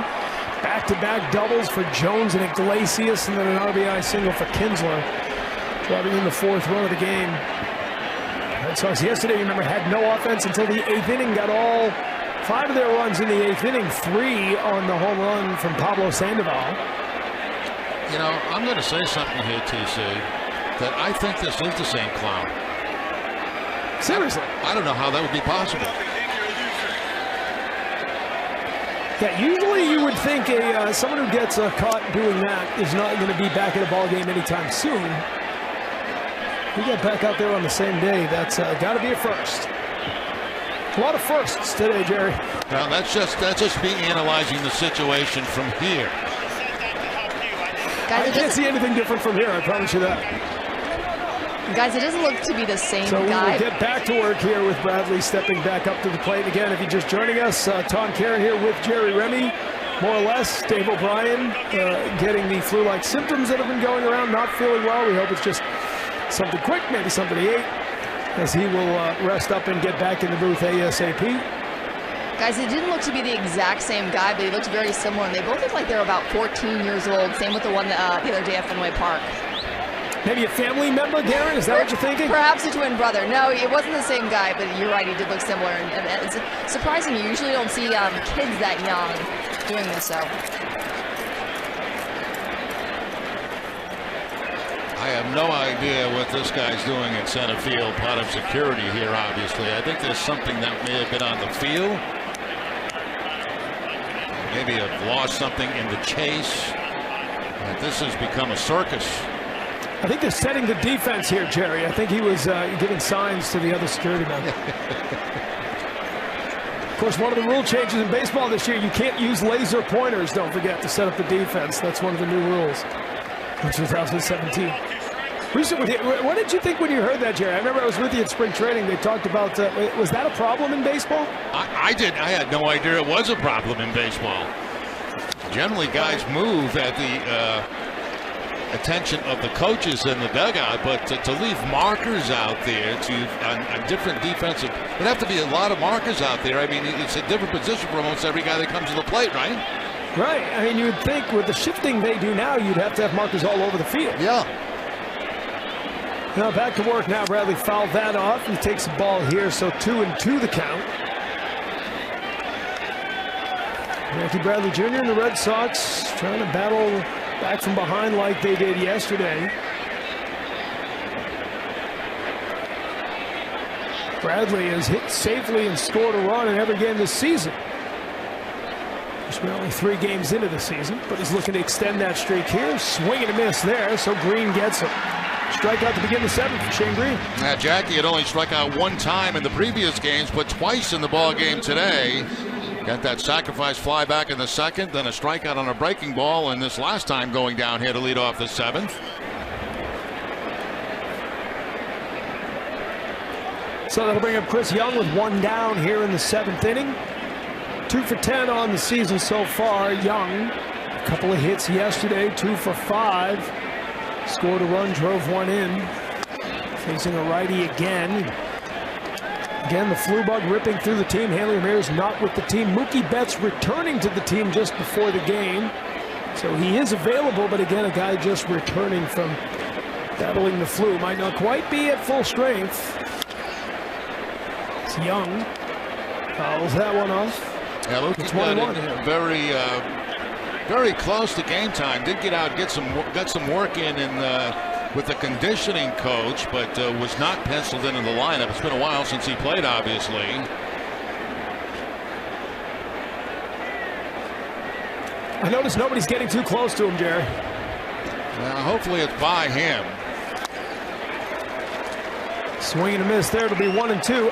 Jerry, before the game, we were listening to John Farrell. He was saying there's literally 3 different types of flu bugs going through the clubhouse right now. Yeah, I don't know what they call, but I know all I know is they're sick. You know, I mean, there's all kind of flu bugs, I guess. There's the 1-2. Fouled off. Well, that's what we were saying in the pregame show, Jerry. I'm not sure if you found someone suffering from flu-like symptoms, he would care if you told him it wasn't actually the flu. No, exactly. We just had Dave O'Brien have to leave the booth, right? I mean, he doesn't care if it's, what they call, whatever they're calling it. He's sick. Then Dave O'Brien went the first 6 innings. Call to the pen coming back here to our NSN Television Center as Bradley takes the ball there. It's 2-2. I got to admit, this is the first time in 30 years that this has happened where I've actually done a little play-by-play for a couple of outs, and I've had a play-by-play partner back in Watertown, Massachusetts, doing the game while I'm on site. Never happened before. Let me know if I miss anything, Jerry. Just missing there, so it'll be a 3-2 count because I see what the viewer at home sees. You can see everything else.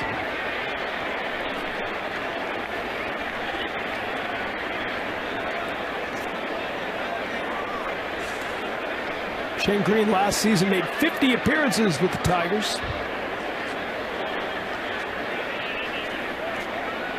ERA at 5.82, and here a drive to left field, up back towards the wall, but not deep enough, as Upton will make the catch for the 2nd out of the inning. So Young gave it a drive, Jerry, came up just a little bit short, and there are 2 down here in the 7th inning. Now stay on top of the latest Red Sox news with NESN's free Red Sox text alerts. From baseball news to in-game alerts, NESN will make sure you are in the know. To sign up, just text Red Sox to 536-536. Message and data rates may apply. So that'll be 2 down, nobody on here in the 7th. Marco Hernandez. You see his numbers last season. Hernandez called up with all the roster shuffling that happened on the rainout day. And first pitch swinging a base hit from Marco Hernandez. So he'll get his first hit of 2017. And the Red Sox get a base runner on with 2 outs here in the 7th. Yeah, Marco made a very nice defensive play earlier in the ballgame, going into short left field and an over-the-shoulder catch. Now takes that line drive to the opposite field for the 2-out base hit here in the 7th inning. Have a meeting at the mound now as McCann will go out to speak with Green.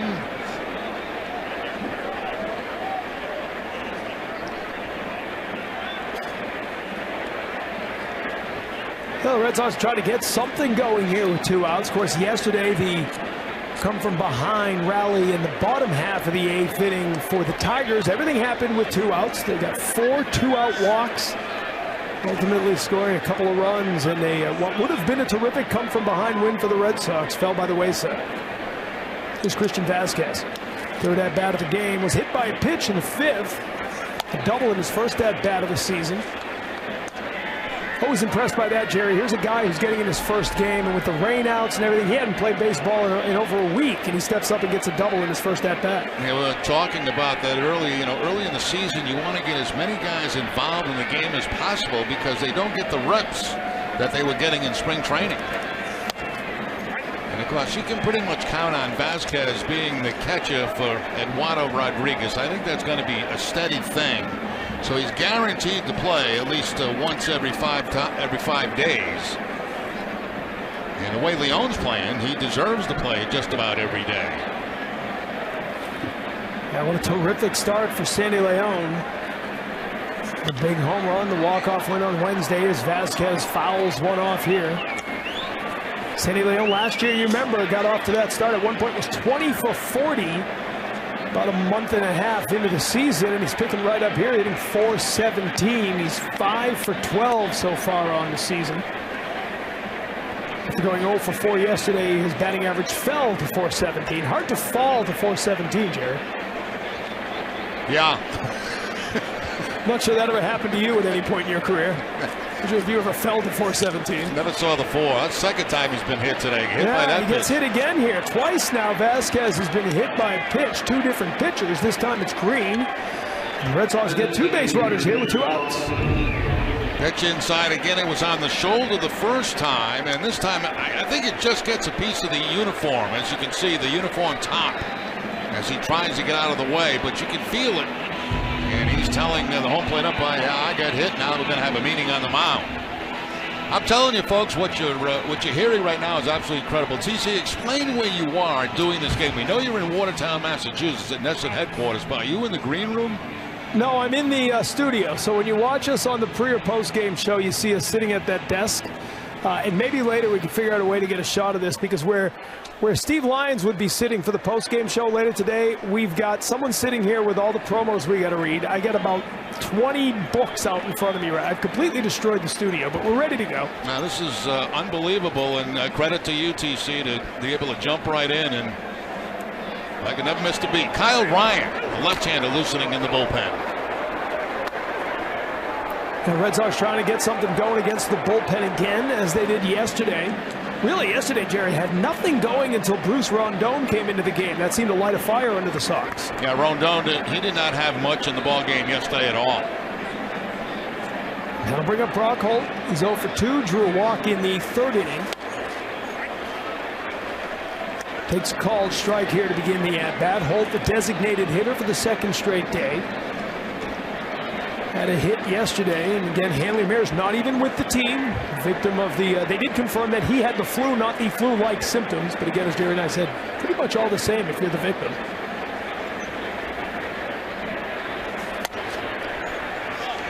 Two on, 2 down, and Green will miss inside. Brock Holt was one of the guys who was battling the flu a few games ago. On Wednesday at Fenway, he was sent home before the game. Still struggling a little bit on the off day, the day that we, actually the rainout day, the day we traveled here to Detroit. And he's got to get out of the way of that one. That'll go all the way to the backstop, and a big bounce almost all the way up to the 3rd base side, but the runners advance.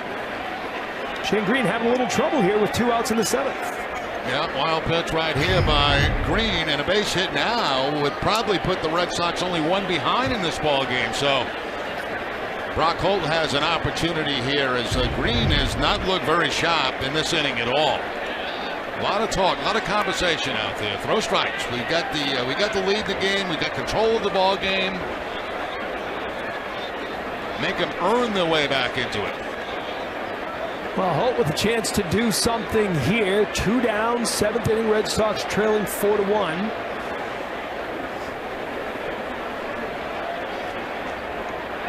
Green got Bradley and Young quickly, though. Young gave it a ride. And a 2-out base hit for Hernandez. Green hit Vasquez, and now Holt drives this one foul to the opposite field. Well, he had a good pitch to hit right there. That's a pitch that Holt likes. That fastball that's down low in the zone, about thigh high, but fouls it off. That one easily could have been shot to the opposite field for a base hit. Brad Ausmus hasn't had things work out that well with the bullpen, though. They have won 2 out of 3 games to start the season, including winning the home opener at Comerica yesterday against the Red Sox. Holt fouls that one off, and the battle goes on.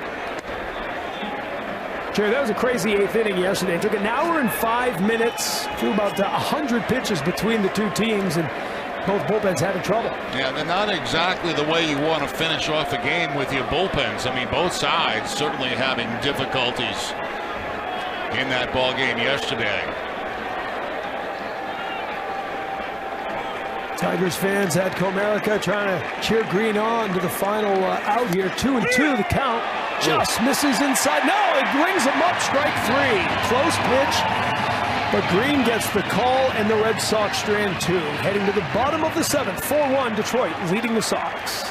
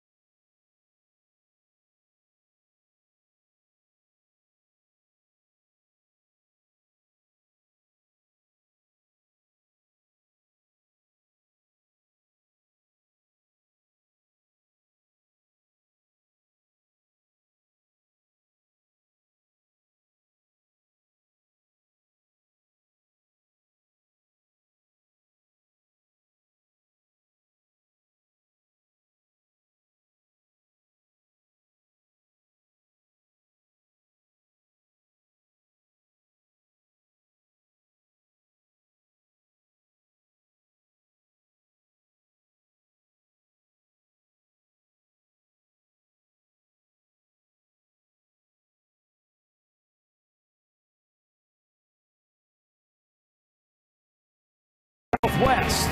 Yes to low fares with nothing to hide. That's transparency. Jerry Remy with you at Comerica Park in Detroit. I'm Tom Karen, just a few thousand miles away. Welcome back to Red Sox baseball. Bottom of the 7th. The Tigers leading the Red Sox as they come to bat. And Ben Taylor back out for another inning, Jerry, and why not? He's looked good. Yeah, he has. And, you know, the Red Sox bullpen has been used. They've got some guys sick. Kelly's not available today. Is not even at the ballpark. And, you know, Ben Taylor may have to give him a few innings out of this game here and try to hold the score where it is. Still a couple of at-bats left for the Red Sox. 6 more outs available to him.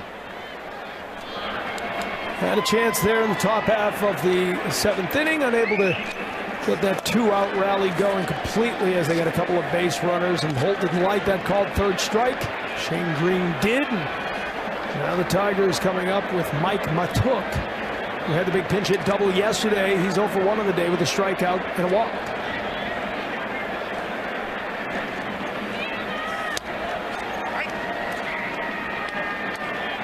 Gets the called strike there, so 1-1 the count. But Ben Taylor has really impressed so far with what he has done here since coming in and joining the team out of spring training. The last man added to the team. They did it on that rainout day in Washington. as Matuk fouls that off. And while we were all standing around the ballpark, Jerry, waiting for the game to be called, he was being called into the manager's office. What a great moment for a 24-year-old to get that news. Yeah, you know, and I'm watching him the last couple of days, and I've been trying to figure out who he reminds me of, his delivery a little bit, and I'm thinking a little bit like Josh Beckett, the way he uses his legs. Gets a foul up there. As you said, he really seems fearless. I mean, he attacks these hitters. He's not a guy who's going to nibble a whole lot from what we've seen. I totally agree with you, and that's exactly what we saw down in spring training from him. His style has not changed just because he's in a major league ballpark. 1-2 the count. He goes up high. Matuk doesn't chase, so it'll be 2-2. Series continues tomorrow afternoon at Comerica Park. All-day games in Detroit. Another 1 o'clock start tomorrow. One more on Monday, where the Red Sox come home for some night baseball at Fenway Park on Tuesday. Check swing fouled off. Still 2-2. That's a pretty good foul ball by Matuk, because that ball was a nasty breaking ball on the outside part of the plate with 2 strikes, and he's just able to foul it off, keep himself alive to see another pitch. Watch the location of this breaking ball, and that's a pretty good job fouling that ball off. Here's the 2-2 out of the way as Matuk dives back, and the count will be full. And that totally surprised Matuk there, because, you know, he has to reach out for a breaking ball, then he gets that fastball right up under the chin.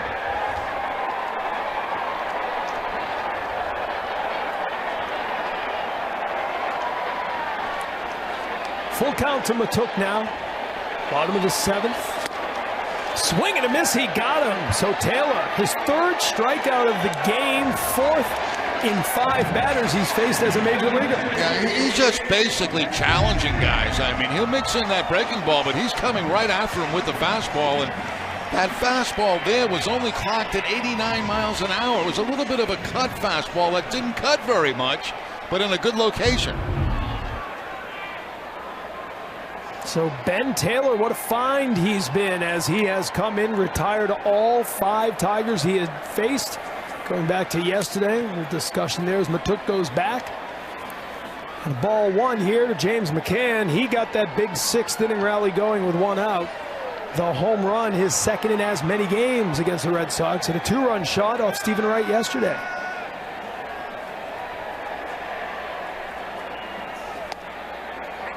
Now, McCann's a good-looking player, TC. I mean, you know, defensively exceptional behind the plate. Very strong throwing on, quick release. And he's shown the power in this series so far against the Red Sox.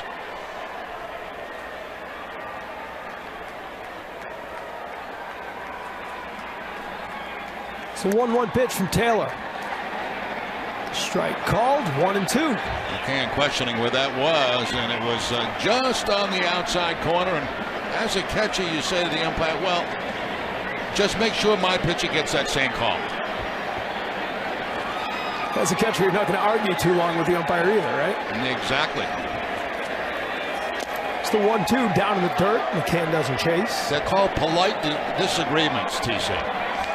Yeah, an inquiry. You want to make your point, but you want to make it politely so your pitcher can get the same pitch. So Jerry, I know you've said for years, more than anything, what you want out of an umpire is consistency, right? If that's a strike now, let's make it a strike all day. Keep the same strike zone all day, and players know what to expect. Here's the 2-2, and Taylor just misses outside.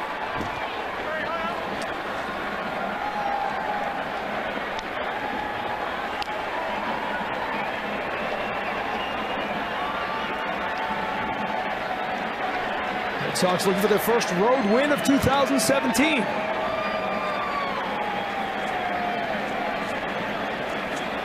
Full count from Taylor. Fouled off. McCann stays alive. Everybody pretty much straight up against McCann in the infield. Slightly shaded to the opposite field. In the outfield, you see Jackie Bradley to the right of second base. Big gap in left center field.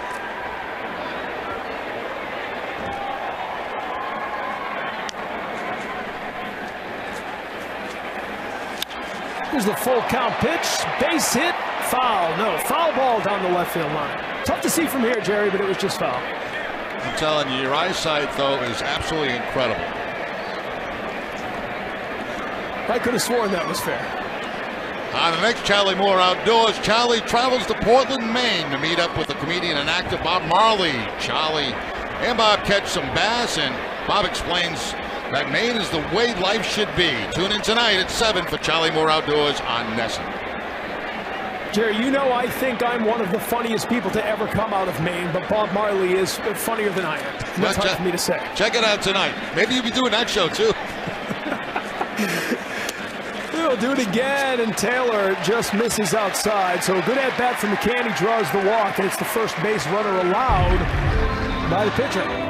Oh, there you go, Jerry. That's how I look. That's my view from the booth today. Look at that. You got all kind of people around you. You got your computer out. You have assistants. You just jump in mid-game. There's your video screen, and that's how TC is doing a game. Kudos to Tom Caron. I mean, this is I've never experienced anything like this in my 30 years. I'd love to tell you that's how I watch every game, Jerry, but the truth is my feet were up on the table in the green room when I got the call, you know. So yeah, how about your technical crew back there to get all this together? I'm telling you, no, I want to give a shout out right now to our entire crew. I don't want to single out anybody because I miss a lot of people, but these guys, some of them scrambled back from their lunch break to get the equipment together because this isn't easy. You hear me, I hear you. This is impressive stuff. Our crew has done a tremendous job to make this happen. And the same thing for our group here in Detroit. Jones shows bunt, but he pulls it back. Takes the strike here. 1 on, 1 down here in the 7th inning. And again, Dave O'Brien getting the flu-like symptoms. We'll call them symptoms. And hoping Dave will be back tomorrow, but he had to take the rest of the day off. And I am jumping in from our NESN Television Center. Tom Caron with you. Jerry Remy back there in Detroit. Snap throw back to first base. And McCann gets back in time. Yeah, Vasquez, as we mentioned, you know, he and Sandy Leon love to throw the ball around. They love trying pickoffs attempts at first base. They'll try him at second base. That time McCann getting back fairly easily.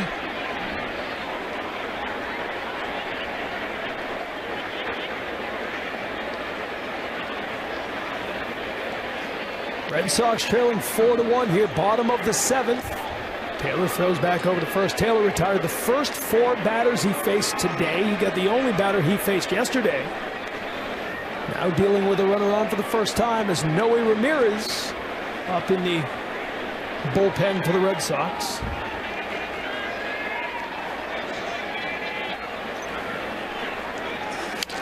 The 1-1 foul back.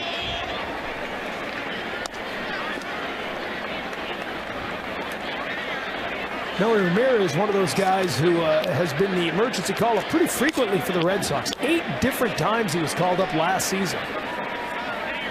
And now with the flu and Matt Barnes, along with Xander Bogaerts, on the bereavement list. They had to get Noe Ramirez off the bus as it was headed to Lehigh Valley where the Paw Sox opened up on Friday. Taylor goes up top, misses there, it's 2-2.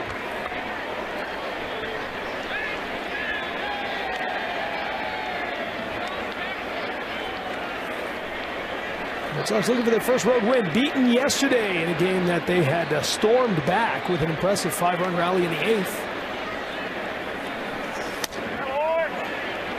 Taylor misses outside, and now the count is full to Jones. See if they have the runner going at first base here on the 3-2 count. Try to stay away from an inning-ending double play. Glacius on deck. He's been tough today. Jones homered on opening day in Chicago against the White Sox. First Tiger to do that since Kirk Gibson back in 1980 as McCann gets back. 3-run shot off Jose Quintana.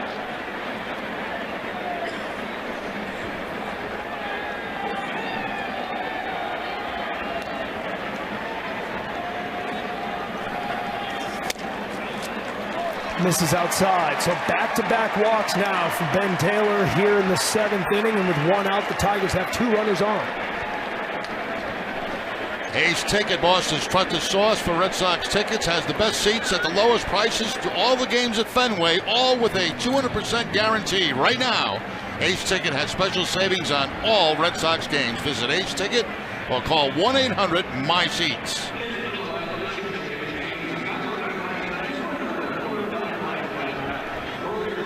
All right, we will take a break. A new pitcher as Noe Ramirez comes in, bottom of the 7th. 2 runners on. Tigers leading 4-1.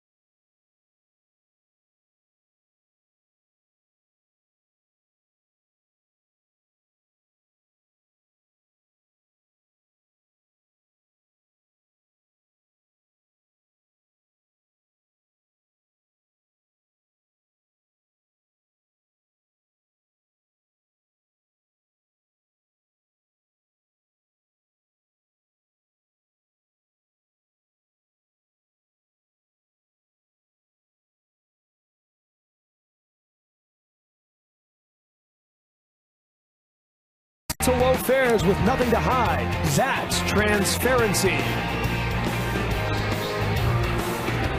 I've got a new pitcher at Comerica Park with the Red Sox trailing 4-1. 2 on, 1 out after back-to-back walks from Ben Taylor, and that'll bring in Noe Ramirez. His first appearance of the season. You see his numbers from last year, 14 appearances and an ERA of 6.23 on the season. Noe Ramirez now in his 6th pro season. Last year had good numbers with the bases empty, but batters hit him at .310 with runners on, and he's got 2 on with 1 out. Here coming in after Ben Taylor in the 7th.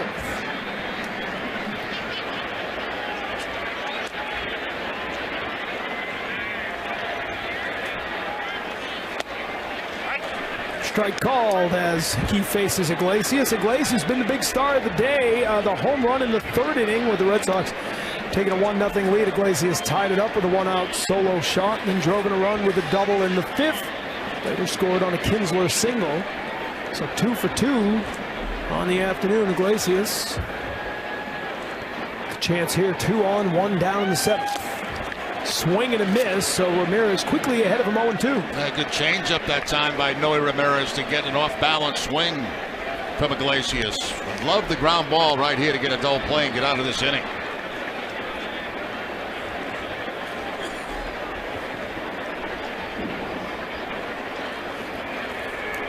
McCann on second, Jones at first. Both men on board after walking, and Iglesias falling behind 0-2 here. Iglesias last season hit .255. 4 homers, 32 RBI. The Red Sox shortstop takes ball 1. Tried that 2-seamer that time, tried to pick him back to the outside corner, just missing. A little tempting for Iglesias, but takes it.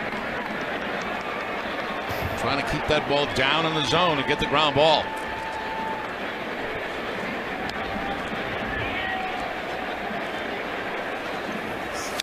The 1-2 fouled back as Iglesias stays alive. Chris Young very shallow out in right field, especially with 2 strikes on Iglesias. Bradley's moved in a couple of feet, shading him to the opposite field, but What they'd like to see is a ground ball probably right at Marco Hernandez.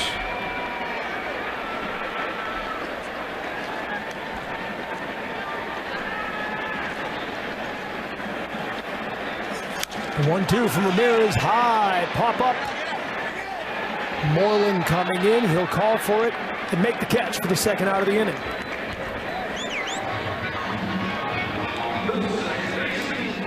So Ramirez gets Iglesias, and there are 2 down now as Ian Kinsler, the leadoff hitter, will come up to the plate. Kinsler had an RBI single in the 5th inning, was thrown out trying to stretch that out to a double. He's 1 for 3 in the afternoon. Right now, Vasquez, the catcher, out giving signs in front of home plate to his infielders just in case there was a double steal where he's going to throw the ball. Third base or second base. He doesn't want to be pulling an infielder out of position if he's not going to throw to that base. By the way, Kinsler's RBI single in the 5th inning, the 1,700th hit of his career. A milestone for Kinsler. A 2-out chance here against Noe Ramirez. Just misses inside ball 1. Jerry, this bullpen in such a state of flux. Even before the flu bug and the bereavement list, they were dealing with the injury to Tyler Thornburg, and it looks right now like some of these 7th inning, 8th inning roles are kind of up for grabs. You're exactly right, TC, and somebody's got to go out there and take those positions. Ramirez here delivers the pitch. Fly ball center field. Bradley is there, so good job by Noe Ramirez as he gets out of the jam, and the Tigers strand 2. 4-1 Detroit after 7.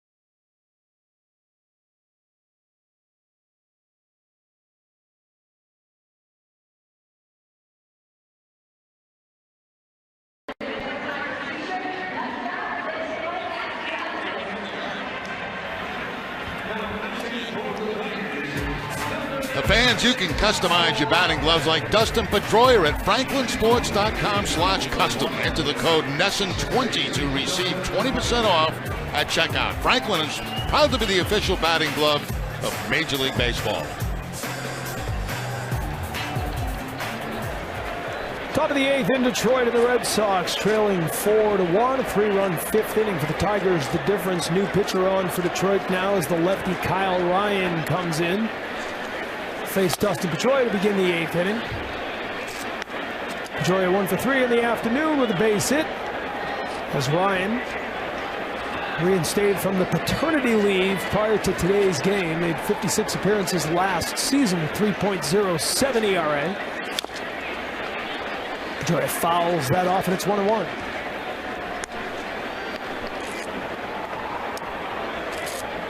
Last time up, Pedroia hit one out toward left field, a line shot that was hit very, very well, but Justin Upton was there to make the play. Ball hit very hard by Pedroia.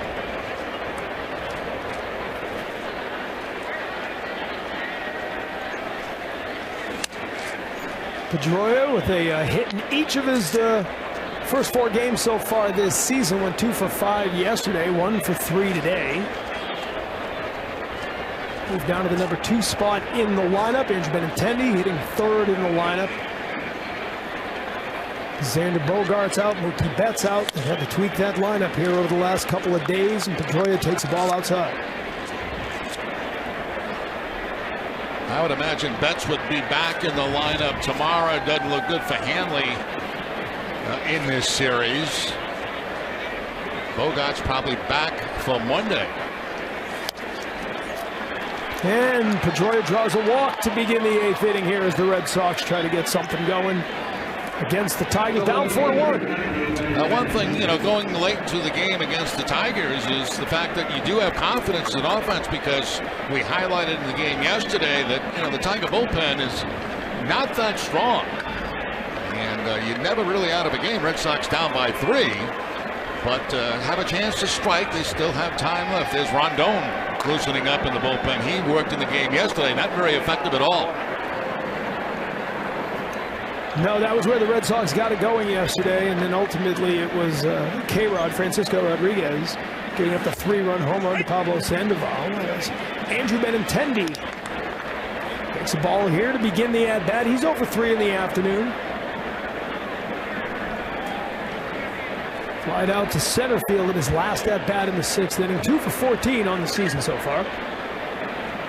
Just hit that 3-run home run on opening day.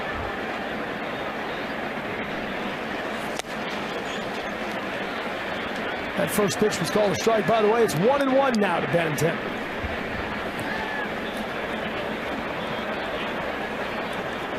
Kyle Ryan.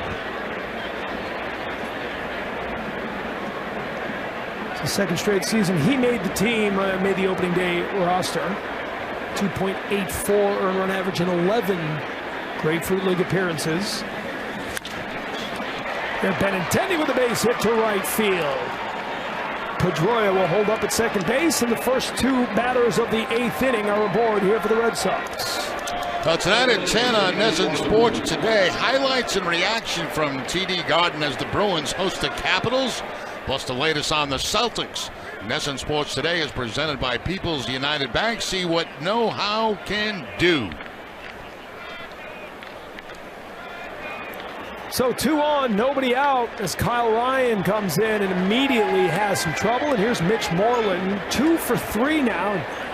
Jerry Moreland started 0 for 12, and you got to wonder, he was a guy who battled the flu last week. You wonder if it took him a couple of games to get healthy and strong and get his timing back. Yeah, I totally agree with you. In baseball, if you miss 2, 3, 4 games, I mean, that's a lot. That's a long time off. He's got a chance here with 2 on, nobody out, down by 3, and ball 1 from Kyle Ryan. Kyle Ryan right now not featuring very much at all. The walk, the base hit to the left-hander.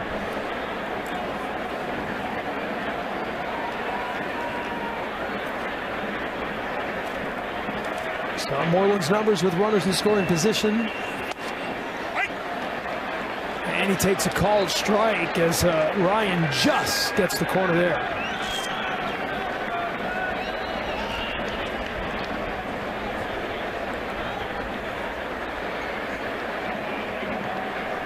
Two on, nobody out here in the 8th inning. Red Sox trailing 4-1.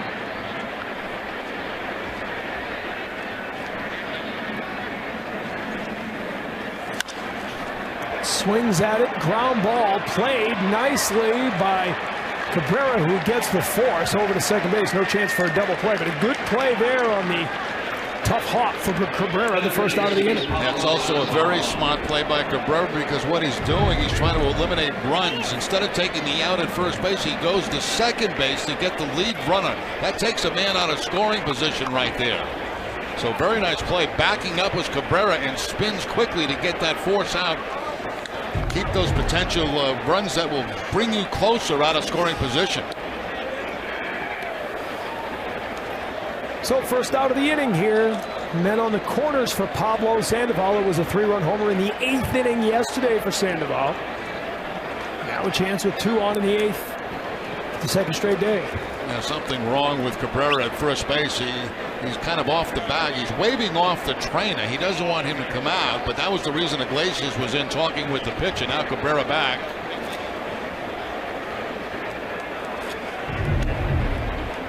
Let's see what happens here.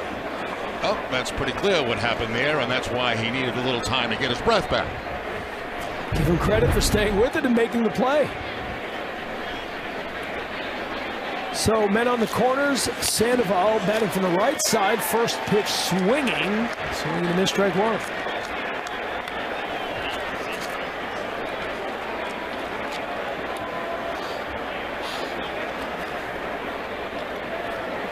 Sandoval looking for his first hit as a right-handed hitter. Remember, he abandoned switch hitting a couple of years ago, and then working with Miguel Cabrera this offseason, worked at bringing it back. Gets out of the way of that one. It's 1-1.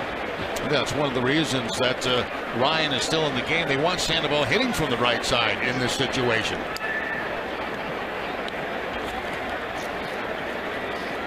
Brad Ausmus, 4th year as manager of the Tigers. He's in action in the bullpen, but he's leaving the lefty in there against Sandoval.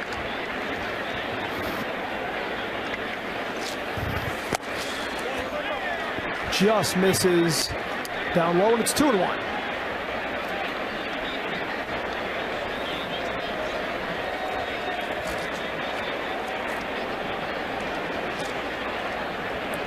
Ryan, 25 years old, facing Sandoval. He's over 3 in the afternoon. Sandoval swings and misses there. It's 2-2. A good changeup right there. A 2-1 count. Certainly Sandoval not expecting the changeup in that situation, and that's exactly what he gets, and a good one down and away.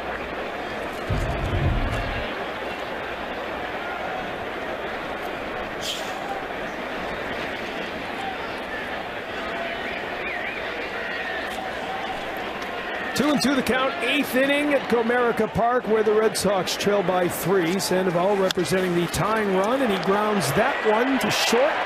Up for the double play. They turn it around in time to end the inning. So the Red Sox get the first 2 runners on, but they can't get anything out of it, and they head to the bottom of the 8th, trailing 4-1.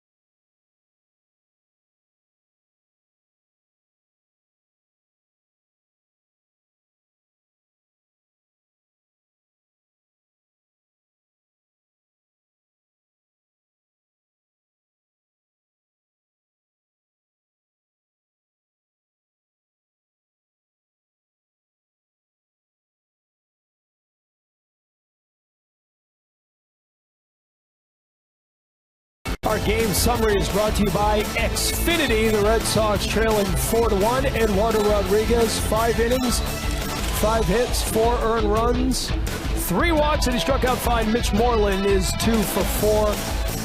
Zimmerman battled through 6 innings, but was in there long enough, and his team got the offense going. All 3 runs, or 3 of the 4 runs rather, coming in the 5th inning for the Tigers, as Nicholas Castellano begins the 8th. Noe Ramirez back out there. Good job by Ramirez, Jerry, getting out of that 7th inning. It was, and you know, it's the kind of boost that the Red Sox bullpen needs.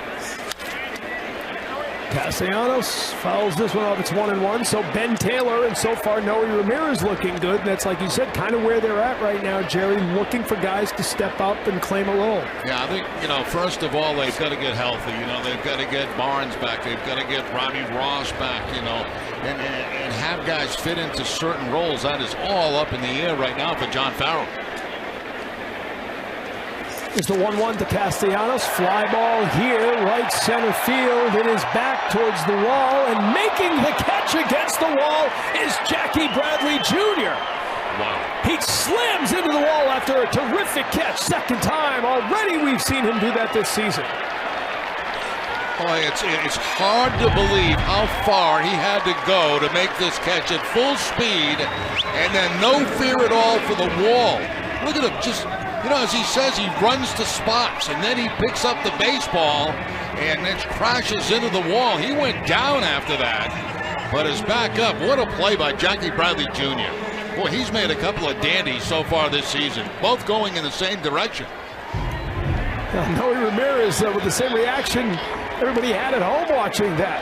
Full sprint out to the deepest part of the ballpark, and JBJ does it again. 1 down here in the 8th. Miguel Cabrera at the plate. Cabrera 0 for 2 with a couple of strikeouts. He drew a walk as well in the 4th inning. And Ramirez misses outside. Take another look at the reaction from Ramirez and the tip of the cap. Yeah, it's a good feeling, you know, for an outfielder, for a position player out there to make a defensive play, get the respect that you deserve from the pitcher out there. They certainly appreciate the hustle in the play. Swing and a miss. Cabrera chases that 1-1. You know, it's interesting. What great outfield, Jerry. What great outfield defense. Yeah, it really is. And, you know, I was thinking back to the interview that Guerin did a couple of days ago with Jackie Bradley, and talking about, you know, how does he make plays like that? And he says, you know, a lot of times I just run to a spot. I see the contact, and I get as fast to the spot as I possibly can. Players can read that. Swing and a miss. It's 1-2 the count now. We talk about this outfield, Jerry, and we've been talking a lot about it, obviously, but, you know, their speed, their range, the arms, and obviously all 3 contribute at the plate. It's the whole package, isn't it? It certainly is. Ramirez gets Cabrera there. Sorry. No, go ahead, TC. You know, I was just going to say, you know, they're so young and they're so talented that it's, you know, what we're going to be able to watch here for a number of years with these guys is going to be remarkable. I mean, just the defense alone is worth watching. And not a lot of players are as exciting with the glove as they are with the bat, but Jackie Bradley Jr. certainly in that category. Andrew Benintendi, I've already seen him make a couple of catches and play that wall so well. Today, Chris Young, the elder statesman of that outfield group, in right field with Mookie Betts, just back from a bout with the flu-like symptoms. Justin Wilson up in the bullpen for the Tigers. He came in yesterday. He was the reliever who was most effective yesterday for the Tigers. As Victor Martinez, who's 0 for 2 in the afternoon, steps up with 2 down here in the 8th. 0-1 the count to V-Mart. He fouls that off, and it's quickly 0-2.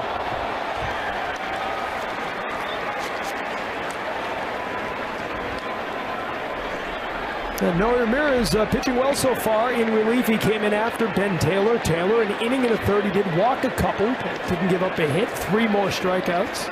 Now, what Taylor and Ramirez have done have given the Red Sox a chance to stay in this ballgame. It's a 3-run game. Again, if you missed it, Joe Kelly, the latest to battle the flu-like symptoms. He's not available today. There were a lot of pitches yesterday. Victor Martinez, fly ball to center field. A little easier this time for Jackie Bradley Jr. as he makes the catch to end the inning. A terrific catch for Bradley in a 1-2-3 inning for Noe Ramirez. We head to the ninth with the Sox down 4-1.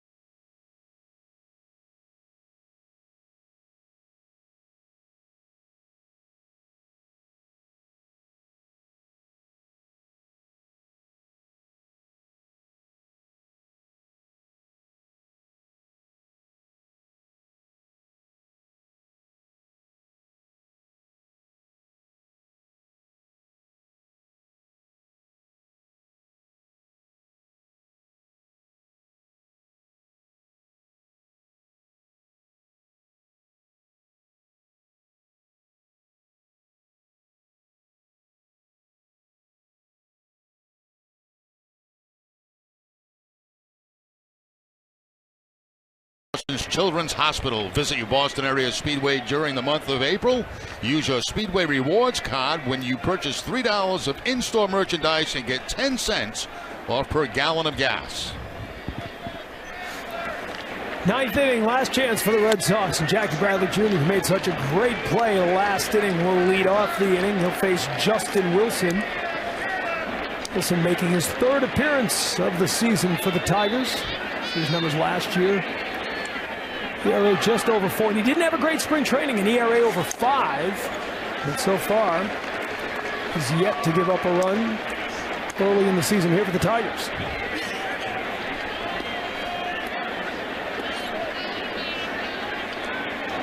Inning in 2/3 of scoreless work for Wilson so far. Hasn't given up a hit or a walk. Bradley trying to change all that. 0 for 2. He's driven in the only run of the game for the Red Sox. 0-2 pitch just misses outside. Chris Young on deck. You wonder if Mookie Betts might get a chance this inning, Jerry. I don't know, TC. If it becomes the tying run, possibly. Bradley, fly ball, left field, back is Upton. He'll make the catch for the first out of the inning. And Bradley rounding the base goes down. Let's take a look at him going around first base and see exactly what happened. He hits the bag. And then just caught his left foot. Yeah, his left toe. Looks like he caught it in the dirt. And it looks like he's holding his knee. Yeah, they caught a toe right there and then landed on his knee and remains on the ground. And they are checking the right knee right now of Jackie Bradley Jr. This is absolutely the last thing anybody could imagine if there's any sort of thing. Ninth inning, of course, he'll come out here. Looks like he's walking out under his own power, and that's the best news here, Jerry. Now one more look at this as he rounds first base. Everything was good at that point. Then when he gets by, he catches a cleat. You can see right there, right at the toe area, and goes down and lands hard on his knee. But the good sign here is he's walking off and no noticeable limp at all. So a little sigh of relief. And Jerry, there'll be a full report on that in the postgame show. Those guys do a great job getting you caught up on everything. So make sure you stay tuned to the postgame show here on NESN. But one down in the ninth inning, and Chris Young, who's over 3 in the afternoon, will step up. Back in the 7th, the Red Sox got 2 on. He'll face a lefty here for the first time today. Steve Selski on deck. So he will get a pinch hit opportunity here, it looks like. Sox trailing by 3, 1 down here in the 9th as Young fouls that off, and Justin Wilson quickly ahead 0-2.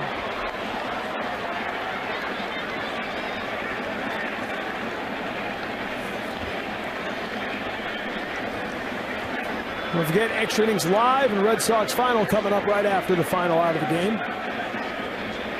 I'll be with Steve Lyons at our NESN Television Center. Recapping game 2 of the series as Young fouls it off on the third base side. Jackie Bradley Jr. still getting looked at in the dugout. It's kind of a strange one, Jerry. You don't see that very often, a guy catching his toe like that on the base pass. You know, a lot of times, you know, they may twist an ankle as they're going around first base as they hit the bag, but very seldom do you see that 3 or 4 steps past the first base bag. Swing and a miss, and Young strikes out. So Justin Wilson gets his first strikeout. There are 2 down now in the 9th.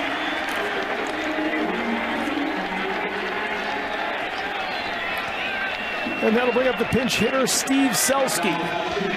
Selski will bat for Marco Hernandez. Hernandez went 1 for 3 on the afternoon.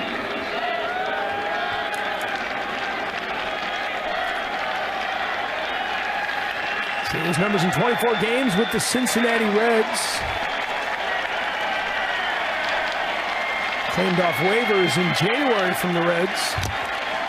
First pitch swing and a miss there for Selski. It's a very, you see Mookie Betts with a bat in his hand, but 97 miles an hour on that last fastball from Wilson.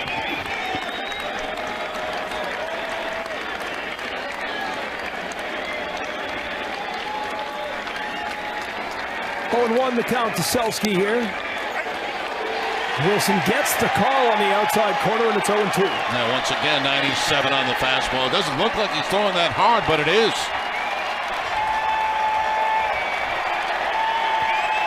Crowd on its feet here at Comerica Park as the Tigers are 1 pitch away from taking the first 2 games of this series. Justin Wilson gets the called third strike, and Selski strikes out. So a 1-2-3 9th inning for Steve Selski, and the Red Sox are beaten here today. And Jerry, this might have been the first time that you kind of really felt the depleted lineup coming back to haunt the Sox. There's no question about it. You know, you can only go so long when you're missing 3 of your best hitters in an offense that you got to be able to play consistent offensive baseball, and hopefully they start to come back for the Red Sox where they can score the runs, because all in all, the pitching has not been that bad, with the exception of a little blip yesterday in the bullpen. Good job by the bullpen today, and a good job by you, Jerry Remy. Thank you. The Red Sox beaten by the Tigers 4-1. Stay with us. Extra Innings Live, presented by WB Mason, coming up next.